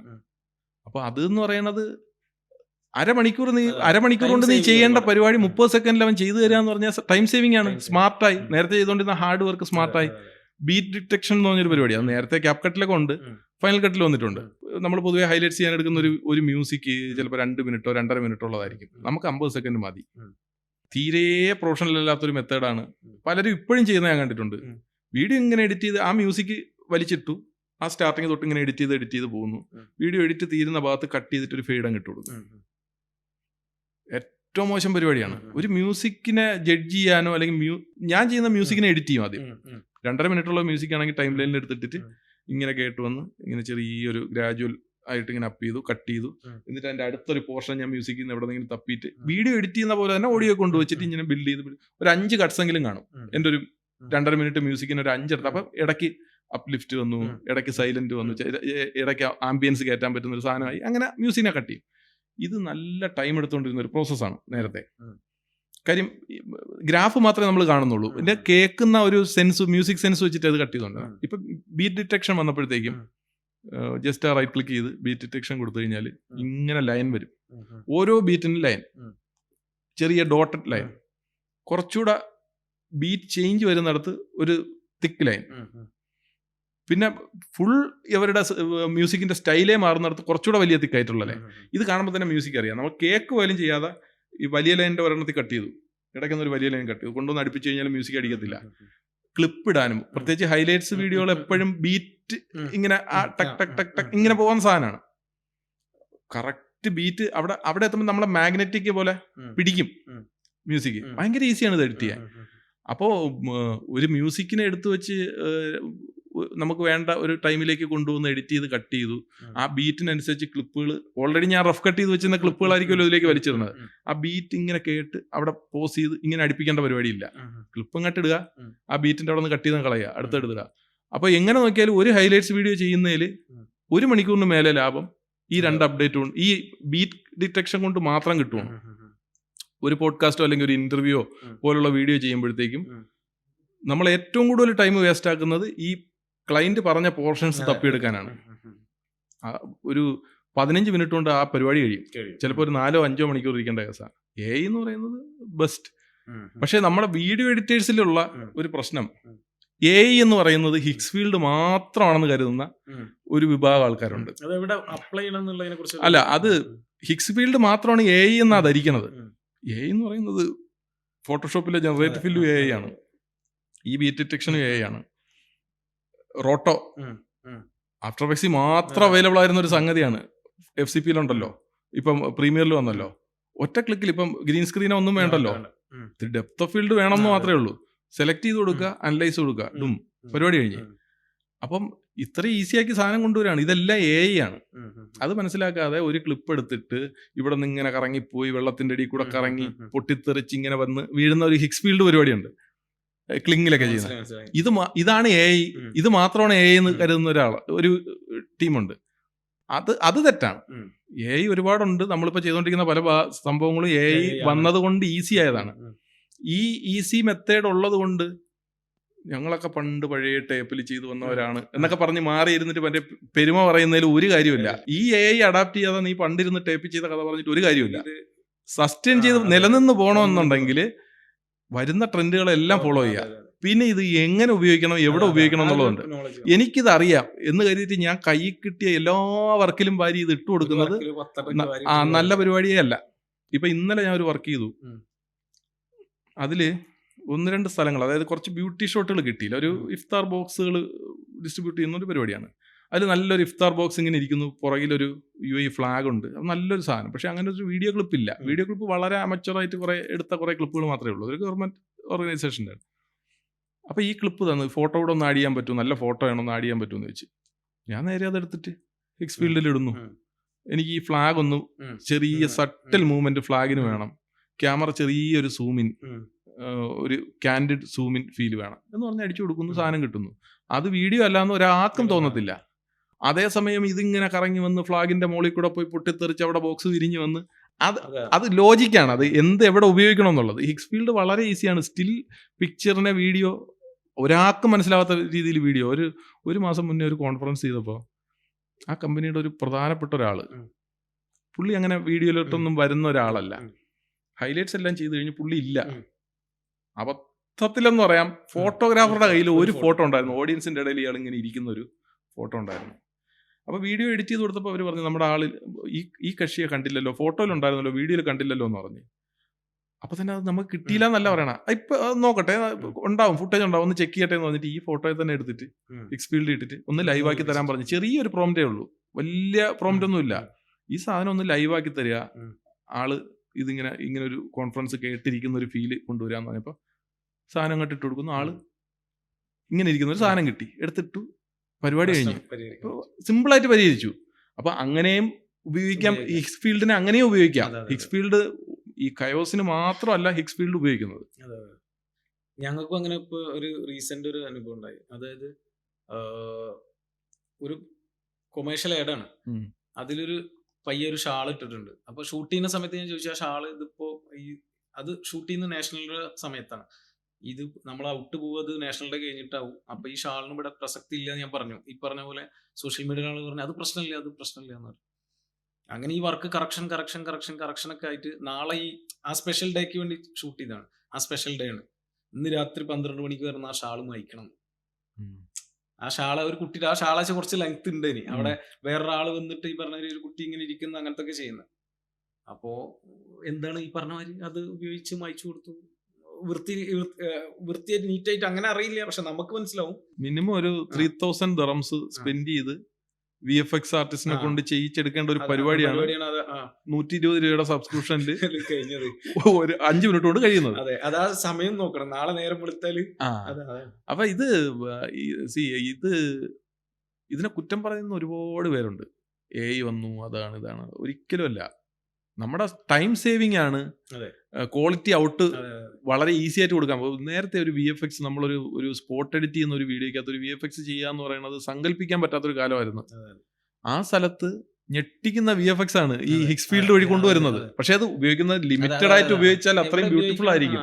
കാര്യം പലരും ഇത് ഫ്രീ ആണ് അല്ലെങ്കിൽ വളരെ ഈസി ആയിട്ട് കിട്ടുന്നതാണെന്നുള്ളത് കൊണ്ട് വാരി വലിച്ചിട്ട് ഇതിന്റെ വില കളയുന്നുണ്ട്. ചിലര് അറിയുന്നില്ല, ഉപയോഗിച്ച് അറിയുന്നില്ല. ഷോർട്ട് അതിന് ആ വീഡിയോ ഇത് ആവശ്യപ്പെടുന്ന സ്ഥലത്ത് ഇത് ഉപയോഗിക്കാം. എനിക്കിത് അറിയാം എന്നുണ്ട്, എന്റെ കഴിവ് പ്രകടിപ്പിക്കാൻ വേണ്ടിയിട്ട് അവിടെ ആയിട്ട് ഇത് വാരി ഇട്ട് കഴിഞ്ഞാൽ പിന്നെ ക്ലയന്റ് ചോദിച്ചു തുടങ്ങും. പല കാര്യങ്ങളും നമ്മുടെ ആൾക്കാർ ചെയ്യുന്ന ഒരു മിസ്റ്റേക്കുമാണ്. ചില കാര്യങ്ങൾ വളരെ ഈസി ആയിട്ട് അങ്ങോട്ട് അപ്ലൈ ചെയ്യുമ്പോഴത്തേക്കും അതെന്താ മറ്റോ ചെയ്തല്ലോ അങ്ങോട്ട് ചെയ്യ് എന്ന് പറയാൻ തുടങ്ങും. പിന്നെ ഒരു 5-6 ഈ ഹിക്സ് ഫീൽഡ് വീഡിയോകളൊക്കെ ഉണ്ടെങ്കിൽ ഇത് എന്തോ ആയുള്ളൂ എന്ന് ക്ലയന്റ് പറഞ്ഞു തുടങ്ങും. എന്നാൽ ഈ ക്ലയന്റിന് വീഡിയോ 2 മണിക്കൂർ വേണം, അത് വേണം, ഇത് വേണം, GM-നെ കാണിക്കണം, CEO കാണിക്കണം, അവരെ കാണിക്കണം, ഇതിന്റെ ഇടയിൽ ഈ പറക്കലും കൂടെ വേണം, 50 സെക്കൻഡ് വീഡിയോ നിൽക്കുകയും വേണം എന്നൊക്കെ പറയുമ്പോഴത്തേക്ക് വലിയ ബുദ്ധിമുട്ടുള്ള പരിപാടിയാണ്. അപ്പം ഈസി മെത്തേഡാണെന്ന് കരുതിയിട്ട് ആവശ്യമുള്ളിടത്തും ഇല്ലാത്തടത്തും എടുത്ത് വെച്ച് ഉപയോഗിക്കാതിരിക്കണം. നമ്മൾ എന്ത് ഉപയോഗിക്കണം, എവിടെ ഉപയോഗിക്കണം, ഏത് ക്വാണ്ടിറ്റിയിൽ ഉപയോഗിക്കണം എന്നുള്ളതിന് അവനവന് തന്നെ ഒരു തീരുമാനം വേണം. ഓക്കെ. അപ്പോൾ മനുഭായ് ഇപ്പൊ ഏകദേശം ഒരു വീഡിയോ എഡിറ്റർ ആയിട്ട് കരിയർ സ്റ്റാർട്ട് ചെയ്തിട്ട് എനിക്ക് തോന്നുന്നു ഏകദേശം ഒരു 20 ഇയേഴ്സിന്റെ അടുത്തായി കാണും അല്ലേ? 20 ഇയേഴ്സിന് മുകളിലായിട്ടുണ്ട്. അപ്പൊ ആ കാലത്തൊക്കെ ഒരു വീഡിയോഗ്രാഫി അല്ലെങ്കിൽ വീഡിയോ എഡിറ്റർ, ഫോട്ടോഗ്രാഫർ എന്നൊക്കെ പറയുമ്പോൾ ആ മേഖലയ്ക്ക് അല്ലെങ്കിൽ ആ ഇൻഡസ്ട്രിക്ക് വരുന്ന ആളുകളെ വലിയ താല്പര്യമില്ല, വീട്ടുകാരൊക്കെ സമ്മതിക്കാൻ സാധ്യത കുറവാണ്. എന്റെ വീട്ടിൽ നിന്നൊക്കെ എന്റെ അച്ഛൻ എന്ന് സമ്മതിച്ചിട്ടില്ല. മാത്രമല്ല, ആ. അങ്ങനെ ഒരു മേഖല അതൊരു ജോലി സാധ്യതയുള്ള മേഖലയാണെന്ന് പോലും അറിയത്തില്ല. അപ്പൊ അത് അന്ന് വരുമ്പോ വീട്ടുകാരെങ്ങനെയാണ്? വീട്ടുകാരുടെ ഞാനത് വന്ന കാര്യം പറയാം. ഉം. ഞങ്ങളുടെയൊക്കെ ഒരു 10ാം ക്ലാസ് വരെയും ദൂരദർശൻ മാത്രമുള്ളൊരു കാലഘട്ടമാണ്. വീടുകളിലൊക്കെ പഴയ ആന്റിന, മറ്റേ മീമുള്ളു പോലത്തെ ആന്റിനൊക്കെ വെച്ചിട്ടുള്ള ഇതുള്ള കാലഘട്ടമാണ്.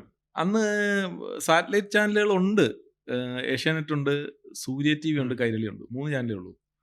ഇത് ഒരു 100ൽ ഒരു വീട്ടിൽ ഒരു ഡിഷ് ആന്റിന വെച്ചിട്ട് അവിടെ മാത്രമേ ഈ കേബിൾ TV, അതായത് പകല് മുഴുവൻ മലയാളം പരിപാടി കാണാൻ അവിടെ മാത്രമേ പറ്റുള്ളൂ. നമുക്ക് പറ്റുന്നത് വൈകിട്ടുള്ള 1.5 മണിക്കൂർ ആണ് മലയാളം പരിപാടി കാണാൻ പറ്റുന്നത്. അപ്പോൾ ഇതിൽ കേബിൾ TV ഒന്നും അത്ര അങ്ങോട്ട് പ്രാബല്യത്തിലായില്ല. നമ്മളൊക്കെ ഒരു ചെറിയൊരു വില്ലേജ് അല്ലെങ്കിൽ ഒരു ചെറിയൊരു ടൗൺ എന്നൊക്കെ പറയുന്ന സ്ഥലങ്ങളാണ്. കേബിൾ TV ഒക്കെ ഒരു 100ൽ ഒരു വീട്ടിലൊക്കെ ഉണ്ടാവുള്ളൂ. അപ്പോൾ നമുക്ക് ആകെ കാണാൻ പറ്റുന്നത് ദൂരദർശനാണ്. ഇതിനകത്ത് ഒരു ജാലകം എന്ന് പറഞ്ഞൊരു പരിപാടിയുണ്ട് ആ സമയത്ത്. 15 മിനിറ്റ് എന്തോ ഉള്ള കാര്യം. ന്യൂസ് അല്ലാതെ അല്ലെങ്കിൽ സീരിയൽ അല്ലാതെ വേറൊരു മെത്തേഡിൽ ഒരു ഡോക്യുമെന്ററി സ്റ്റൈലിൽ എന്നൊക്കെ പറയാൻ പറ്റുന്ന രീതിയിലുള്ള പരിപാടി കാണുന്നത് ജാലകം. പിന്നെ ഒരു കൃഷി റിലേറ്റഡ് ആയിട്ടുള്ള ഒരു പരിപാടിയുണ്ട്. ഇപ്പൊ ഈ കിസാൻ കൃഷി ദീപമൊക്കെ അതുപോലത്തെ ഒരു ചെറിയൊരു പരിപാടിയുണ്ട്. അപ്പൊ ഇത് കാണുമ്പോ ഇപ്പൊ ന്യൂസ് ആണെങ്കിൽ ഇപ്പം പുറകിലിരുന്ന ഒരാൾ ഇങ്ങനെ വായിക്കുന്നത് നമുക്ക് കാണാം, ഇരിക്കുന്നു, വിഷ്വൽ വരുന്നു. അപ്പൊ ഞാൻ ഈ എഡിറ്റിംഗ് എന്ന് പറയുന്നത് എന്താണെന്ന് മനസ്സിലാക്കാൻ അല്ലെങ്കിൽ പഠിക്കണമെന്ന് ആഗ്രഹിക്കാനുള്ള കാരണം ഇതാണ്. എനിക്ക് അറിയില്ല ഇതിങ്ങനെ എഡിറ്റിംഗ് എന്ന് പറഞ്ഞൊരു പരിപാടി ഉണ്ടെന്നൊന്നും അറിയില്ല. അപ്പൊ ഞാൻ ആലോചിക്കും, ഇപ്പൊ ആ കൃഷി റിലേറ്റഡ് പ്രോഗ്രാമിനെ തന്നെ ഞാൻ പറയാം.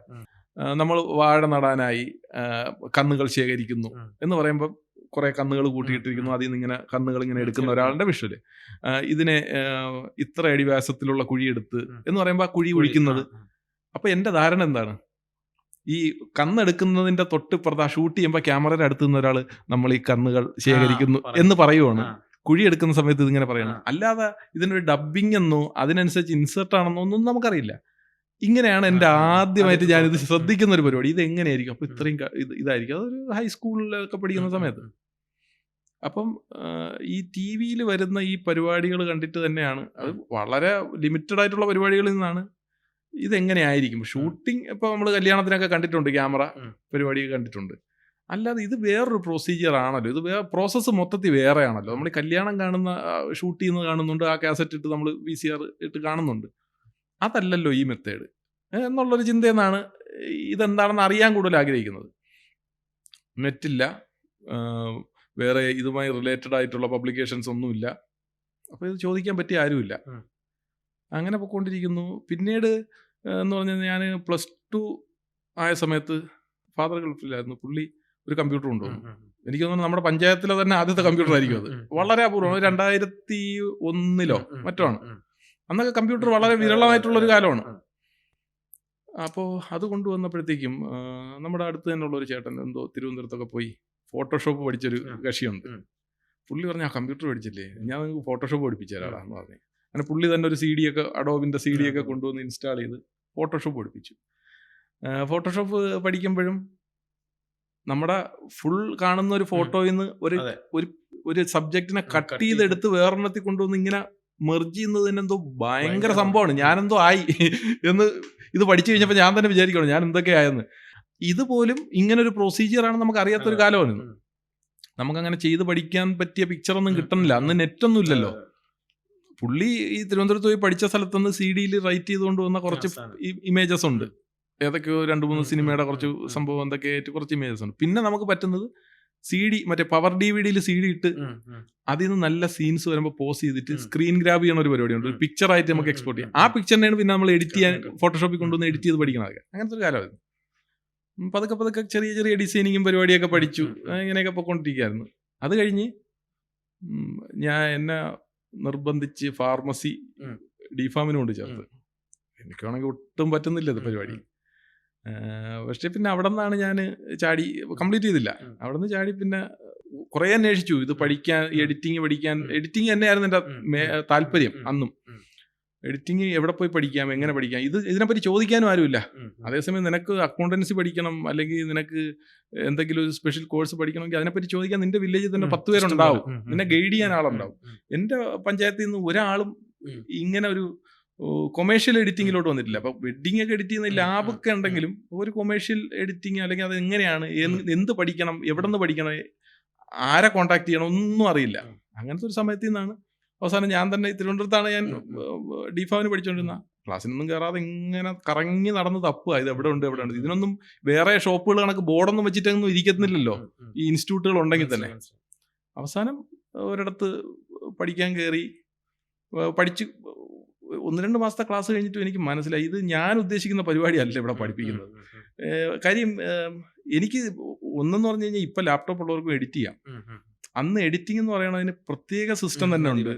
അതിൽ ക്യാപ്ചർ ചെയ്ത് കാസറ്റിൽ നിന്ന് ക്യാപ്ചർ ചെയ്ത് ഇതിനകത്തോട്ട് വീഡിയോ ഇൻപുട്ട് കൊണ്ടുവന്നാലേ എഡിറ്റ് ചെയ്യാൻ പറ്റുള്ളൂ. അതും നമ്മളൊന്നും സ്വപ്നം കാണാത്ത രീതിയിൽ അത്രയും പെർഫോമൻസ് ഉള്ള സിസ്റ്റത്തിലേ ചെയ്യാൻ പറ്റുള്ളൂ. അപ്പൊ ഇതൊന്നും നമ്മുടെ കയ്യിൽ കിട്ടുന്നില്ല.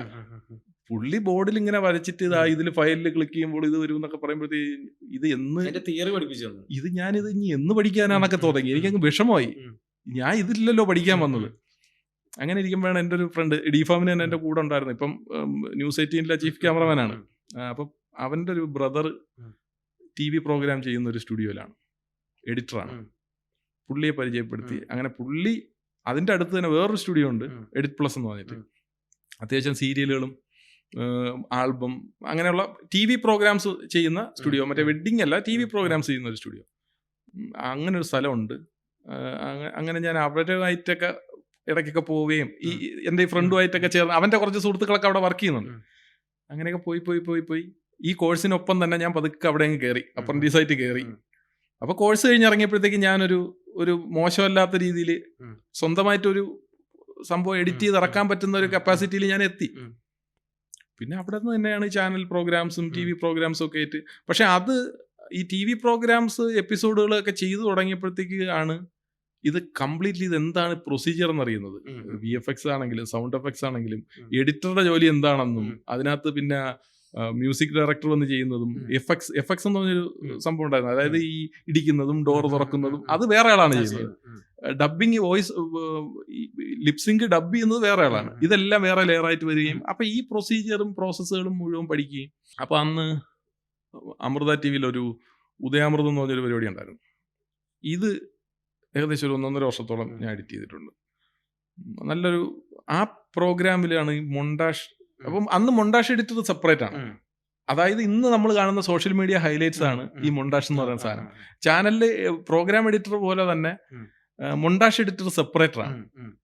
ഇതൊരു ഗംഭീര എക്സ്പീരിയൻസ് ആയിരുന്നു. കാര്യം ആ ടോട്ടൽ എപ്പിസോഡിന്റെ വെറും എപ്പിസോഡിന്റെ ഹൈലൈറ്റ് എന്ന് പറയാൻ പറ്റൂല. ആ എപ്പിസോഡിലേക്കുള്ള ഒരു എൻട്രി നമുക്ക് ആ എപ്പിസോഡ് കാണാം. ഇത് തന്നെ പ്രൊമോ ആയിട്ടും പോകും. ഈ സാധനം എഡിറ്റ് ചെയ്യാനാണ് നമ്മൾ കൂടുതൽ 1 മണിക്കൂറുള്ള എപ്പിസോഡ് എഡിറ്റ് ചെയ്യാനേക്കാട്ടി സമയം നമ്മൾ ഈ മൊണ്ടാഷ് എഡിറ്റ് ചെയ്യാൻ നമ്മൾ സ്പെൻഡ് ചെയ്യും. എങ്ങനെ വേണോ ക്രിയേറ്റീവ് വേയിലൊക്കെ നമ്മൾ ചെയ്യാനും ഒക്കെ നമ്മൾ തുടങ്ങി. ഒരുപക്ഷെ ആ എക്സ്പീരിയൻസ് ആയിരിക്കും നമുക്കിപ്പോൾ ഹൈലൈറ്റ്സ്, സ്പോട്ട് ഹൈലൈറ്റ്സ് ഒക്കെ നല്ല ഫാസ്റ്റായിട്ട് ചെയ്യാൻ പറ്റുന്നത്. ഞാൻ എപ്പോഴും ഇവിടെ പറയണം, എടാ ഇനിയിപ്പോൾ ജോമോണ്ടി ജോം വന്നാലും ഇവിടെ വന്ന് ഒരു സാധനം ഇവന്റിൽ ഇറങ്ങി ശോഭിക്കാൻ പറ്റൂല. അതെന്താന്ന് പറഞ്ഞു കഴിഞ്ഞാൽ നീ പഠിച്ചിട്ടുള്ളത് ലൈറ്റിങ്ങോ ക്യാമറയുടെ ഫീച്ചേഴ്സോ എത്രയും ക്വിക്കായിട്ട് നിനക്ക് ലെൻസ് റിമൂവ് ചെയ്ത് അടുത്ത ലെൻസ് കയറ്റി എക്സ്പോഷർ സെറ്റ് ചെയ്ത് ഇതൊക്കെ അല്ലെങ്കിൽ ക്യാമറയുടെ സെറ്റിങ്സ് ചെയ്യാനൊക്കെ നീ ഫാസ്റ്റ് ആയിരിക്കും. പക്ഷേ ഇവിടുത്തെ ഇവന്റിൽ എന്ത് വേണം എന്ത് വേണ്ട ഇത് തിരിച്ചറിയാൻ പറ്റിയില്ലെങ്കിൽ ഇവിടുത്തെ ഇവന്റ് ചെയ്യാനേ പറ്റില്ല. ഇത് പറ്റാത്ത കാര്യം ഇതിൽ കണക്ട് ചെയ്ത് പറഞ്ഞുതരാം. ഏറ്റവും കൂടുതലുള്ളതാണ് കോൺഫറൻസ്. ഒന്ന് ഇവന്റ്സ്, ഒന്ന് കോൺഫറൻസ്.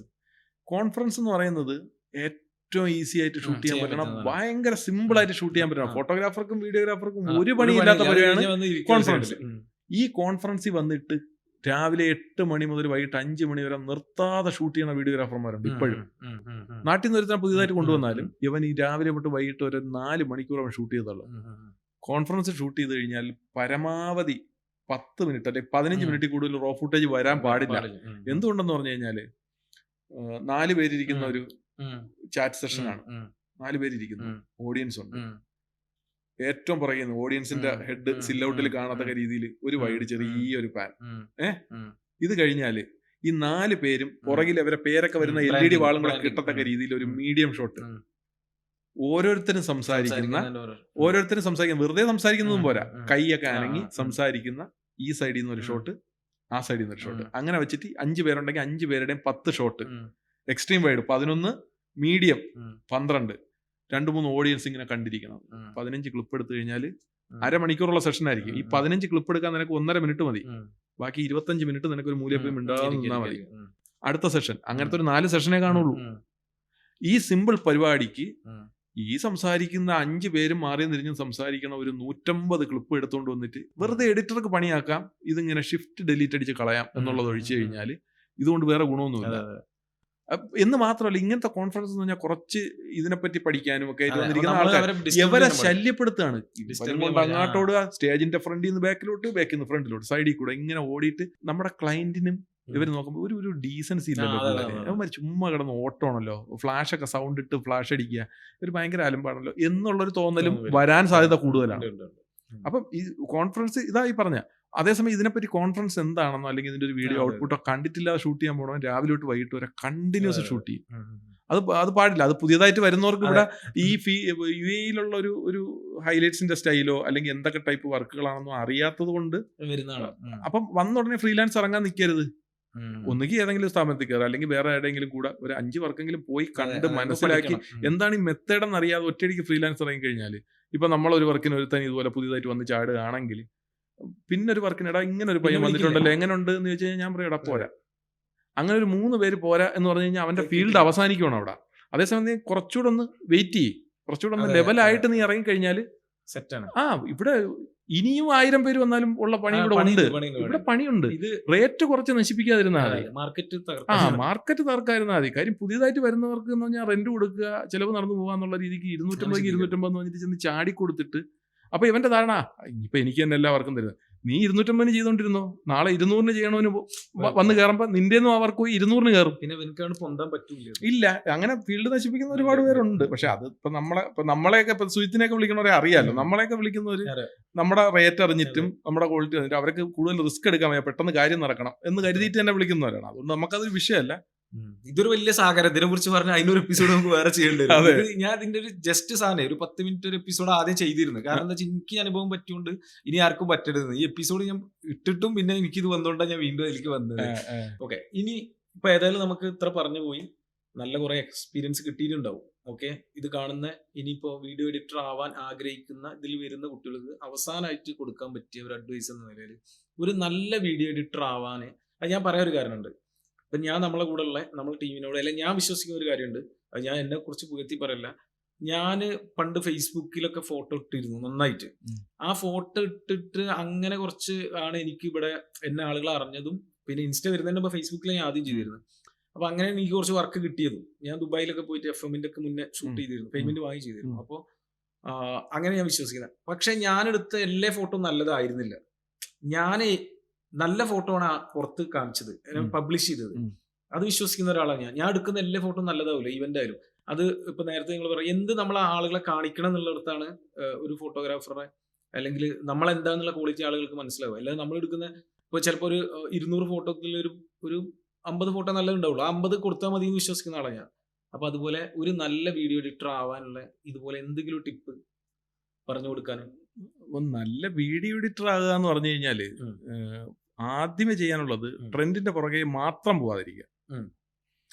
നിങ്ങൾ വീഡിയോ എഡിറ്റർ ആവണമെന്ന് ആഗ്രഹിച്ചിട്ട് നിങ്ങൾ വരുന്ന ആ ഒരു സമയത്തെ ട്രെൻഡ് ആയിരിക്കില്ല. നിങ്ങൾ ഇത് പഠിച്ചിറങ്ങി ജോലി ചെയ്യാൻ വരുമ്പോഴത്തേക്ക് അടുത്ത വർഷം ട്രെൻഡ് മാറും. അപ്പൊ ട്രെൻഡിന്റെ പുറകെ പോകാൻ നിന്ന് കഴിഞ്ഞാൽ നിങ്ങൾ ബേസിക് എഡിറ്റിംഗ് പഠിക്കുന്നില്ല.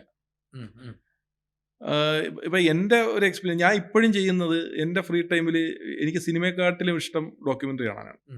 ഡോക്യുമെന്ററീസ് എന്ന് പറഞ്ഞാൽ വളരെ ഈസി ആയിട്ട് നിങ്ങൾക്ക് കണക്ട് ചെയ്യാൻ പറ്റുന്ന ഒരു സാധനം പ്രൈമിൽ നമ്മുടെ ARM ഹാർമണി എന്ന് പറഞ്ഞിട്ടൊരു ഡോക്യുമെന്ററി ഉണ്ട്. ഞാൻ ഒരുപാട് പേർക്ക് സജസ്റ്റ് ചെയ്തിട്ടുള്ളൊരു വീഡിയോ ആണ്. ഈ വീഡിയോ കാണുക. പ്രത്യേകിച്ച് ആ കലാമണ്ഡലത്തിൽ വെച്ചിട്ടൊരു മിഴാവിൻ്റെ ഒരു വീഡിയോ ഉണ്ട്, ഫസ്റ്റ് എപ്പിസോഡ്. എങ്ങനെയാണ് ക്യാമറ കൊണ്ട് ഒരു സ്റ്റോറി, ഒരു സീൻ അല്ലെങ്കിൽ ഒരു ആംബിയൻസ് ബിൽഡ് ചെയ്യുന്നത്, അതിനെ കട്ട് ചെയ്ത് വെക്കുമ്പോൾ എത്ര ലെങ്തിൽ കട്ട് ചെയ്യാം. നമ്മുടെ നോർമലി ഒരു സോഷ്യൽ മീഡിയ ഹൈലൈറ്റ് ഒരു 60 സെക്കൻഡ് ചെയ്യുന്നതല്ല എഡിറ്റിംഗ്. അതൊരു ടൈപ്പ് ഓഫ് എഡിറ്റിംഗ്. സിനിമ ചെയ്യുന്നതാണോ എഡിറ്റിംഗ്? സിനിമ ചെയ്യുന്നതും ഒരു ടൈപ്പ് ഓഫ് എഡിറ്റിംഗ്. ഇപ്പൊ ഞാൻ കൂടുതലും സ്പെഷ്യലൈസ് ചെയ്തിട്ടുള്ളതും ഇൻട്രസ്റ്റ് എടുത്ത് ചെയ്യുന്നതും ഡോക്യുമെന്ററി, ടെസ്റ്റിമോണി, ഈ ടൈപ്പ് വീഡിയോകളാണ്. ഞാൻ ഇവന്റിൽ പോലും ചെറിയ ടെസ്റ്റിമോണി കുത്തി കയറ്റിയിട്ട് ഒരു ടൈപ്പ് പരിപാടിയൊക്കെ പിടിക്കാറുണ്ട്. ഡോക്യുമെന്ററി ഒരു സ്റ്റൈല്, സിനിമ ഒരു സ്റ്റൈല്, ടെസ്റ്റിമോണി ഒരു സ്റ്റൈല്, ഹൈലൈറ്റ്സിൽ 1000 സ്റ്റൈല് വേറെ ഉണ്ട്. ഹൈലൈറ്റ്സിൽ തന്നെ 1000 മെത്തേഡാണ്. അപ്പം ഏതെങ്കിലും ഒരു പരിപാടി കണ്ടിട്ട് ഇതാണ് എഡിറ്റിംഗ് എന്ന് കരുതി തെറ്റിദ്ധരിക്കാതിരിക്കുക. എഡിറ്റിങ്ങിന്റെ ബേസിക് നമ്മൾ ആദ്യം എപ്പിസോഡിന്റെ ആദ്യം പറഞ്ഞതുപോലെ ഒരു ഈ ഡ്യൂറേഷൻ ഉള്ള ഒരു ക്ലിപ്പിൽ നിന്ന് ഈ പോർഷൻ എടുക്കണോ എന്ന് ഡിസൈഡ് ചെയ്യാനുള്ള കപ്പാസിറ്റിയാണ് ഒരു എഡിറ്റർക്ക് ആദ്യം വേണ്ടത്.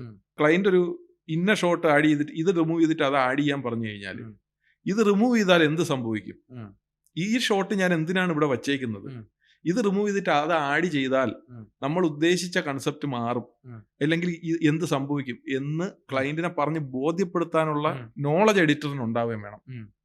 ഇപ്പൊ ക്ലയന്റ് പറയണ ഈ ക്ലിപ്പ് ഒന്ന് മാറ്റെന്ന് പറഞ്ഞു കഴിഞ്ഞാൽ ഓക്കെ മാറ്റി വച്ചിട്ടിരുന്നാലും ഒന്നും സംഭവിക്കില്ല. പക്ഷെ ഇത് എന്തിനാ ഞാൻ ഈ ക്ലിപ്പ് ഇവിടെ ഉപയോഗിച്ചത്? അപ്പം ഓരോ ക്ലിപ്പ് പറക്കി വെക്കുന്നതിനും എന്തെങ്കിലുമൊക്കെ നമുക്കൊരു ഉദ്ദേശം ഉണ്ടാവുമല്ലോ, ഒരു എയിം. ഇത് കൺവേ ചെയ്യാനും കൂടെ അറിയണം. അപ്പം എഡിറ്റിംഗ് വളരെ സിമ്പിളാണ്. എഡിറ്റിംഗ് എന്ന് പറയുന്ന ടേം വളരെ സിമ്പിളാണ്. ഈ പറയുന്ന കയോസ് അല്ലെങ്കിൽ ഈ പറയുന്ന ട്രാൻസിഷൻസ്, അറ്റ്മോസ്ഫറിക് സൗണ്ട്, ഇത് മാത്രമല്ല എഡിറ്റിംഗ്, ഇതും എഡിറ്റിന്റെ ഒരു പാർട്ടാണെന്നേ ഉള്ളൂ.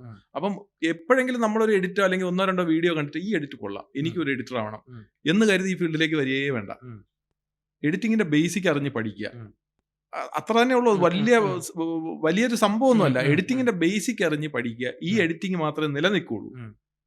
റീവാച്ചബിൾ ആയിട്ടുള്ള വീഡിയോ നിങ്ങൾ നോക്കിയാൽ മതി. ഇപ്പൊ കഴിഞ്ഞ ഒരു സീസണിൽ ഭയങ്കര സംഭവമായിട്ട് നമ്മൾ കണ്ട പല വീഡിയോകളും ഇന്ന് ഒന്നുകൂടെ കാണാൻ തോന്നത്തില്ല. ഇന്ന് കണ്ട വീഡിയോ അടുത്ത വർഷം ആകുമ്പോഴത്തേക്ക് ആ ട്രെൻഡ് ആയിരിക്കില്ല. പക്ഷേ റീവാച്ചബിൾ ആയിട്ടുള്ള ഒരുപാട് വീഡിയോകളുണ്ട്, ചെറിയ സോഷ്യൽ മീഡിയ വീഡിയോകളുണ്ട്, വീണ്ടും കാണാൻ പറ്റും. ഇടയ്ക്ക് നമ്മുടെ അശോക് ലൈലൻഡിന്റെ ആണോ ടാറ്റയുടെ ആണോ എന്തോ ഒരു ഈദ് വീഡിയോ ഉണ്ടായിരുന്നു, ഭയങ്കര രസമാണ്. അത് പ്രൊഡക്ഷനാണ്, ദുബായിൽ ചെയ്തൊരു സംഭവം. ഒരു ബസ് ലേബേഴ്സിനെ കൊണ്ടുപോകുന്ന ഒരു ബസ് ഇങ്ങനെ പോകുമ്പോഴത്തേക്ക് സൈഡിൽ ഒരു ലാൻഡ് ക്രൂസറോ എന്തോ വലിയൊരു വണ്ടി ബ്രേക്ക് ഡൗൺ ആയി കിടക്കുന്നത്. അപ്പൊ ഈ ബസ്സിലുള്ളവർ പെട്ടെന്ന് വണ്ടി നിർത്താൻ പറയും. നോക്കുമ്പോൾ ഇവർ അറബാബാണത്, നോമ്പ് തുറക്കാൻ സമയമായി. അപ്പം അറബാവിന്റെ വണ്ടി ശരിയാക്കാൻ ട്രൈ ചെയ്യുന്നത്. അവസാനം അറബാവിന്റെ പറയും നമ്മൾ വീട്ടിലാക്കാന്ന് പറയുമ്പോൾ ഇപ്പൊ ലേബർ ബസ് അല്ലേ, ഇല്ല ഇതും അറബാബിന്റെ ബസ് തന്നെ. അപ്പോഴാണ് പുള്ളി അറിയണം പുള്ളിയുടെ കമ്പനിയുടെ വണ്ടിയാണ്. അങ്ങനത്തെ ഒരു ഭയങ്കര ഇമോഷണൽ ആയിട്ടുള്ള സാധനം. അതിലൊക്കെ എന്ന് പറഞ്ഞു കഴിഞ്ഞാൽ ഒരു ഷോട്ടിന്റെ ലെങ്ത് 5 സെക്കൻഡ് 8 സെക്കൻഡ് ഒക്കെ ഉള്ള ഷോട്ടുകളാണ്. ഈ സോഷ്യൽ മീഡിയയിലെ ട്രെൻഡ് കണ്ടുകൊണ്ട് എഡിറ്റിങ്ങിന് വന്നവന് 2ാമത്തെ സെക്കൻഡ് ആകുമ്പോൾ തന്നെ കൈ ധരിക്കും കട്ട് ചെയ്യാൻ. അപ്പൊ അതല്ല, ഈ ടക്ക് ടക്ക് ടക്ക് എന്നുള്ള ബീറ്റിനുള്ള കട്ട്സ് മാത്രമല്ല എഡിറ്റിങ്. എഡിറ്റിങ്ങിന്റെ ഏറ്റവും ബ്യൂട്ടി എന്ന് പറയുന്നത് കുറച്ചുകൂടെ ലാഗ് ചെയ്ത് ആംബിയൻ സൗണ്ട്, പ്രത്യേകിച്ച് ഈ അറ്റ്മോസ്ഫറിക് സൗണ്ട് ക്ലിപ്പിൽ തന്നെ ഉള്ള ഒറിജിനൽ. ഞാനിപ്പോ ഇവന്റ് ഷൂട്ട് ചെയ്യണവരടുത്ത് ഞാൻ പറയും ബൂം മൈക്ക് വെച്ചിട്ട് നീ ലൈവ് സൗണ്ടും കൂടെ എടുക്കാം. ഞാൻ വെറുതെ ആ ക്ലിപ്പിലുള്ള ഓഡിയോ എന്താണോ അതും കൂടെ വലിച്ചിടും. അപ്പൊ കുറച്ചുകൂടെ ആംബിയൻസ് കിട്ടും. അല്ല ചുമ്മാ കുറെ സൗണ്ട് എഫക്ട്സ്, ട്രാൻസിഷൻ സൗണ്ട് ഇട്ടിട്ട് കാര്യമില്ല. അപ്പം ഇതൊക്കെ ഒരു ബേസിക് ഒരു എഡിറ്റർ അറിഞ്ഞിരിക്കേണ്ടതാണ്. അപ്പം ഞാൻ പൊതുവെ സിനിമ കണ്ടിട്ട് അതിന്റെ എഡിറ്റിംഗ് മനോഹരം എന്ന് കരുതുന്നതിനെക്കാട്ടിയും ഡോക്യുമെന്ററികൾ കൂടുതൽ കാണുന്നതാണ്. അപ്പം അത് എഡിറ്റേഴ്സിന് ആയാലും ഗുണം ചെയ്യുന്ന ഒരു പരിപാടിയാണ്. കൂടുതലും നല്ല ഡോക്യുമെന്ററികൾ കണ്ടു നോക്കുക. അപ്പോഴാണ് എഡിറ്റിംഗ്, സിനിമയെക്കാട്ടിലുപരി എഡിറ്റിങ്ങിനെ പറ്റി കൂടുതൽ പഠിക്കാൻ പറ്റുന്ന ഡോക്യുമെന്ററീസ് ആണ്, നല്ല നല്ല ഡോക്യുമെന്ററീസ് ആണ്. അതായത് ഒരു വീഡിയോ എഡിറ്റർ എഡിറ്റിങ്ങിൽ എത്രത്തോളം മ്യൂസിക്കിന് പങ്കുണ്ട്, മ്യൂസിക് സെലക്ട് ചെയ്യുമ്പോൾ എത്രത്തോളം ശ്രദ്ധിക്കണം? ഈ മ്യൂസിക്കിന്റെ കാര്യം അത് പല രീതിയിൽ നമുക്കിത് ട്രീറ്റ് ചെയ്യാം. ഇപ്പൊ ഹൈലൈറ്റ്സ് ആണ്, നമ്മൾ ഒരു ഇവന്റ് ഹൈലൈറ്റ് ആണ് ചെയ്യുന്നതെങ്കിൽ പൊതുവേ എന്താണ് ആർട്ട് ലിസ്റ്റിൽ കയറുക. അത് നമ്മൾ ഓൾറെഡി നമ്മളെ മൈൻഡിലൊരു കൺസെപ്റ്റ് ഉണ്ടല്ലോ, ഈ വീഡിയോ എങ്ങനെയാണ് ഇത് പോവുക എന്നുള്ളത്. അതിനുള്ള കീവേഡ് വെച്ചിട്ട് സെർച്ച് ചെയ്യുക, മ്യൂസിക് എടുക്കുക എന്നുള്ളതാണ്. പക്ഷേ ഈ മ്യൂസിക്കിനെ ഞാൻ നേരത്തെ പറഞ്ഞതുപോലെ മ്യൂസിക് ഒരു ട്രാക്ക്, ഒരു 2.5 മിനിറ്റുള്ള ഒരു ട്രാക്ക് കിട്ടി, അതെടുത്ത് വലിച്ചിട്ടു 1 മിനിറ്റിന്റെ അവിടെ വെച്ച് കട്ട് ചെയ്ത് ഒരു ഫെയ്ഡ് ഔട്ട് കൊടുത്ത് ചെയ്യരുത്. ഈ മ്യൂസിക്കിനകത്ത് ഇപ്പൊ മ്യൂസിക് ഡയറക്ഷൻ എന്ന് പറയുന്ന സാധനം, അല്ലെങ്കിൽ മ്യൂസിക് ക്രിയേറ്റ് ചെയ്യുന്നവര് അതിനെ പതുക്കെ ഇങ്ങനെ ഗ്രാജുവലി അപ്പ് ചെയ്ത് ചെറിയ ആംബിയൻസിൽ കൂടെ പോയി കട പോയി വീണ്ടും ഡിപ്പായി വീണ്ടും അപ്പ് ചെയ്ത് ഇങ്ങനെയായിരിക്കും ആ മ്യൂസിക് ക്രിയേറ്റ് ചെയ്തേക്കണത്. അത് 2.5 മിനിറ്റിൽ ചിലപ്പോൾ 40ാമത്തെ സെക്കൻഡിലായിരിക്കും വീണ്ടും ബീറ്റ് ഡൗൺ ആവും. നമുക്കിത് ഇവന്റെ ഗ്രാജുവൽ ടേക്ക് ഓഫ് എന്ന് പറയുന്ന സാധനം ചിലപ്പം 20 സെക്കൻഡ് കാണും. നമ്മളെ വീഡിയോ എഡിറ്റ് ചെയ്യുമ്പോൾ എനിക്ക് 5 സെക്കൻഡ് മതി ഗ്രാജുവൽ പ്രോഗ്രസ്. 5 സെക്കൻഡ് കട്ട് ചെയ്യുക, ഇതിന് മാച്ച് ചെയ്യുന്ന അടുത്ത ബീറ്റിൽ കൊണ്ടുവരിക. അങ്ങനെ മ്യൂസിക് നമ്മൾ ഒരു നല്ലൊരു മ്യൂസിക് ആർട്ട് ലിസ്റ്റിലോ എൻബാറ്റയിലോ കണ്ടിട്ട് ഡൗൺലോഡ് ചെയ്തിട്ട് കൊണ്ടിട്ടിട്ട് മാത്രം കാര്യമില്ല. ഈ മ്യൂസിക്കിനെ നമുക്ക് വീഡിയോ എഡിറ്റ് ചെയ്യുന്ന പോലെ തന്നെ എഡിറ്റ് ചെയ്ത് ചെറുതാക്കുക. ഇങ്ങനെ കേട്ട് പോകുമ്പോൾ തന്നെ നമ്മൾ മനസ്സിൽ കാണുന്നുണ്ടല്ലോ, ഇങ്ങനെ ഹീറോ ഷോട്ട്സ്, എസ്റ്റാബ്ലിഷ് ഷോട്ട്, അത് കഴിഞ്ഞ് നേരെ നമ്മൾ എൻ്റർ ആവുകയാണ്. അപ്പം ബും തുടങ്ങണം മ്യൂസിക്.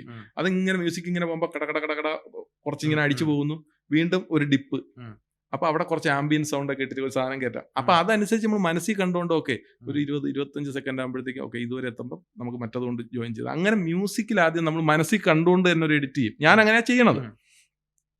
ഇനി ഇതല്ലാതെ ഇനി ഇതിൽ ക്ലിപ്പുകൾ നമ്മൾ ഓൾറെഡി ഞാൻ ക്ലീൻ കട്ട് ചെയ്തിട്ടാണ് ചെയ്യുന്നത്, അല്ല ഫൈനറിൽ നിന്ന് എടുക്കത്തില്ല. ക്ലീൻ കട്ട് ചെയ്ത് വെച്ച ക്ലിപ്പിൽ നിന്ന് നമുക്ക് ഈ ഇന്ന ഏരിയയിൽ മാസ്റ്റർ ഷോട്ട്സ്, ബ്യൂട്ടി ഷോട്ട്സ്, അല്ലെങ്കിൽ ഹീറോ ഷോട്ട്സ്, എസ്റ്റാബ്ലിഷ് ഷോട്ട്, അത് വേണ്ട സ്ഥലങ്ങളിൽ കൊണ്ട് ഡിസ്ട്രിബ്യൂട്ട് ചെയ്ത് കൊടുക്കുന്നേ ഉള്ളൂ. പിന്നെ ഇതേ സാധനം നമ്മളിപ്പോൾ ചെറിയ ഈ ഷോർട്ട് ഡോക്യുമെന്ററി അല്ലെങ്കിൽ ടെസ്റ്റിമോണി പോലുള്ള വീഡിയോകൾ ചെയ്യുമ്പോൾ, പ്രത്യേകിച്ച് ഷോർട്ട് ഡോക്യുമെന്ററി ചെയ്യുമ്പോൾ, ഞാൻ ഈ അടുത്ത് സർബനിയാസിന്റെ ഒരു ചലഞ്ചിന്റെ ഒരു വീഡിയോ ഇതിൽ വോയിസ് ഓവർ കിട്ടും. ആ വോയിസ് ഓവർ കിട്ടിക്കഴിയുമ്പം ഇതിന്റെ വേണ്ട ഫീലും സംഭവമൊക്കെ നമുക്ക് മനസ്സിലായി. വോയിസ് ഓവർ ഇപ്പോൾ അറബിക്കാണെങ്കിൽ ഞാനത് ട്രാൻസ്ലേറ്റ് ചെയ്ത് നോക്കും. ഇന്ന പോർഷൻ ഇതിനെപ്പറ്റിയാണ് പറയുന്നത്, ഇന്ന പോർഷൻ ഇതിനെ പറ്റിയാണ്. അപ്പം ഈ സർബനിയാസ് എന്ന് പറയുന്ന ഒരു ഭയങ്കര ബ്യൂട്ടിഫുൾ ആയിട്ടൊരു ഐലൻഡ് ആണ്. നമ്മുടെ മസായി മാറ പോലെ ഇങ്ങനെ മൃഗങ്ങളൊക്കെ നടക്കുന്ന നല്ല ഏരിയൽ ഡ്രോൺ ഷോട്ടൊക്കെ കിട്ടി, അതൊക്കെ തന്നിരുന്നു. അപ്പം ഞാൻ മനസ്സിൽ കണ്ടു ആദ്യം ഈ സ്ഥലം എസ്റ്റാബ്ലിഷ് ചെയ്യണം. അപ്പം അതിന് വേണ്ടത് ആംബിയൻസ്, നേച്ചർ ഒക്കെ വന്നിട്ടുള്ളൊരു മ്യൂസിക്, ഇങ്ങനെ വളരെ സൂത്തിങ് ആയിട്ടുള്ളൊരു സാധനം വരിക, കൂടുതൽ ആംബിയൻസ് സൗണ്ടൊക്കെ ഇട്ടിട്ടൊരു സാധനം ഇങ്ങനെ കയറി വരിക. എന്നിട്ട് ഇതാണ് സർബനിയാസിൻ്റെ എന്നതാണ് എന്ന് പറയാം. എന്ന് പറയുമ്പോഴത്തേക്കും പിന്നെ അതൊരു സ്പോർട്സിലോട്ട് പോവുകയാണ്. അപ്പം ബീറ്റ് മാറുക, വേറെ മ്യൂസിക് കൊണ്ടുവരുവാണ്. അങ്ങനെ മ്യൂസിക്കും ഈ വോയിസ് ഓവറും വെച്ചിട്ട് ഒരു വോയിസ് ഓവറിന്റെ ഒരു പാരഗ്രാഫ്, ഒരു പോർഷൻ, അത് കഴിഞ്ഞ് അടുത്ത മ്യൂസിക് കയറ്റി. അപ്പം എനിക്കറിയാം 2, 3, 4 ഓക്കെ 4 ഷോട്ട് കഴിയുമ്പോൾ വീണ്ടും വോയിസ് ഓവർ, ആ വോയിസ് ഓവറിലോട്ട് കയറ്റി. അങ്ങനെ നോക്കുമ്പോൾ വിഷ്വൽ ഇല്ലാതെ ഞാൻ വീഡിയോ എഡിറ്റ് ചെയ്ത് കഴിഞ്ഞു. അവർക്ക് വേണ്ട ടൈം ഫ്രെയിമിനകത്ത് ഈ ഓഡിയോകളും സൗണ്ട് എഫക്ട്സും അല്ല വോയിസ് ഓവറും മ്യൂസിക്കും വെച്ചിട്ട് അപ്പ് ആൻഡ് ഡൗൺസ് കൊടുത്ത് ഒരു സാധനം എഡിറ്റ് ചെയ്തു. ഇത് കേൾക്കുമ്പോൾ തന്നെ ഓക്കെ ആദ്യം എനിക്ക് ഇത്ര വേണ്ടത് ഡ്രോൺ ഷോട്ട്, ബ്യൂട്ടി ഷോട്ട്സ് കൊണ്ടുവച്ചു. ഇത് വേണ്ട, ഞാനൊരു 2-2.5 മണിക്കൂർ കൊണ്ട് ആ വീഡിയോ എഡിറ്റ് ചെയ്ത് കംപ്ലീറ്റ് ചെയ്ത് കൊടുത്തു. അത് ഇങ്ങനെ ട്രീറ്റ് ചെയ്യുന്നതുകൊണ്ടാണ്. ഒരുപക്ഷെ അതൊരു തലതിരിഞ്ഞ മെത്തേഡ് ആയിരിക്കാം. ഞാൻ അങ്ങനെ അതിനെ ട്രീറ്റ് 2.5 മണിക്കൂർ കൊണ്ട് എനിക്ക് ആ വീഡിയോ എഡിറ്റ് ചെയ്ത് കൊടുക്കാൻ പറ്റും. പക്ഷേ ഒരു ഫുൾ ഡേ ഇരുന്നാൽ തീരാത്തൊരു വർക്കായിരുന്നത്.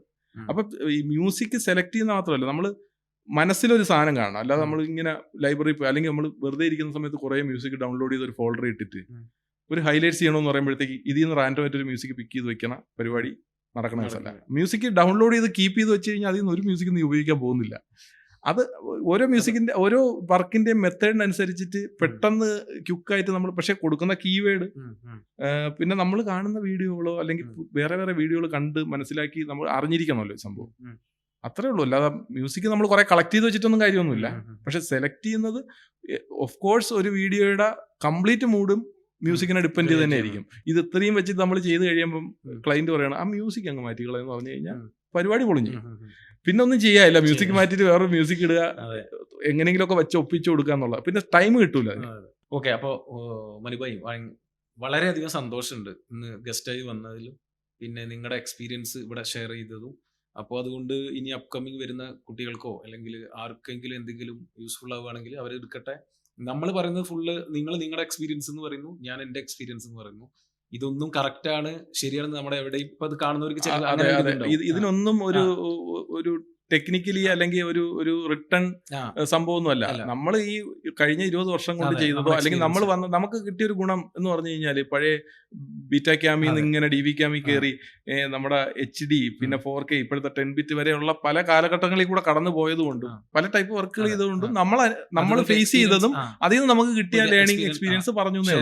ഇതൊന്നും ഒരു പക്ഷേ നിങ്ങൾ പോയി ChatGPT യിലോ ഗൂഗിളിലോ നോക്കിക്കഴിഞ്ഞാൽ ഇങ്ങനെയേ ആയിരിക്കുമല്ലോ മെത്തേഡ്. ഇത് നമ്മുടെ മാത്രം എക്സ്പീരിയൻസ് ആണ്. അതിന്റെ ഇടയിൽ ഒന്ന് തെറി പറയുന്നത്. അപ്പോ സന്തോഷം അനുഭവി. ഇനിയും ഒരുപാട് നല്ല പ്രൊജക്ടുകളുടെ ഭാഗമാകാൻ പറ്റട്ടെ. ഇനി ഒരുപാട് വർഷങ്ങൾ പ്രൗഡായിട്ട് വീഡിയോ എഡിറ്റർ എന്ന ഈ പ്രൊഫഷണലിനെ മുന്നോട്ട് പോകാൻ പറ്റട്ടെ. വളരെ സന്തോഷം. എന്തെങ്കിലും പറയണോ അവസാനമായിട്ട് ഓഡിയൻസിനോട്? പൊതുവെ നമുക്ക് നമ്മുടെ വർക്ക് തിരക്കായിട്ട് ഇങ്ങനെ പോകുന്ന കൂട്ടത്തില് ഇങ്ങനെ ഇരുന്നൊന്ന് കുറച്ച് നേരം തുറന്ന് സംസാരിക്കാൻ പറ്റാറില്ല. പ്രത്യേകിച്ച് ടെക്നിക്കലി സംസാരിക്കാറില്ല. നമ്മൾ വർക്കിനൊക്കെ പോകുമ്പോൾ നമ്മൾ സംസാരിക്കുന്നെങ്കിലും ഈ ടെക്നിക്കലി ഇങ്ങനെ സംസാരിക്കാൻ സമയം കിട്ടാറില്ല. അപ്പൊ ഇത് നമുക്ക് കുറെ കാര്യങ്ങൾ അങ്ങോട്ടും ഇങ്ങോട്ടും ഷെയർ ചെയ്യാൻ പറ്റി. ഇത് കണ്ടിട്ട് ആർക്കെങ്കിലും ഗുണം ഉണ്ടാകുന്നെങ്കിൽ അതും വളരെ സന്തോഷം. എന്തായാലും ഇങ്ങനെയൊന്ന് ഇരിക്കാനും സംസാരിക്കാനും സമയം കിട്ടി, അതിന് ക്ഷണിച്ചു എന്നുള്ളതിൽ വളരെ സന്തോഷം. ഇത്രയും നല്ല നിമിഷങ്ങൾ നമുക്കായി പങ്കിട്ട മനസ്സാർക്ക് ഹൃദയം നിറഞ്ഞ നന്ദി. ഇനി അടുത്ത എപ്പിസോഡുമായി നമ്മൾ വീണ്ടും കാണാം. See you next episode.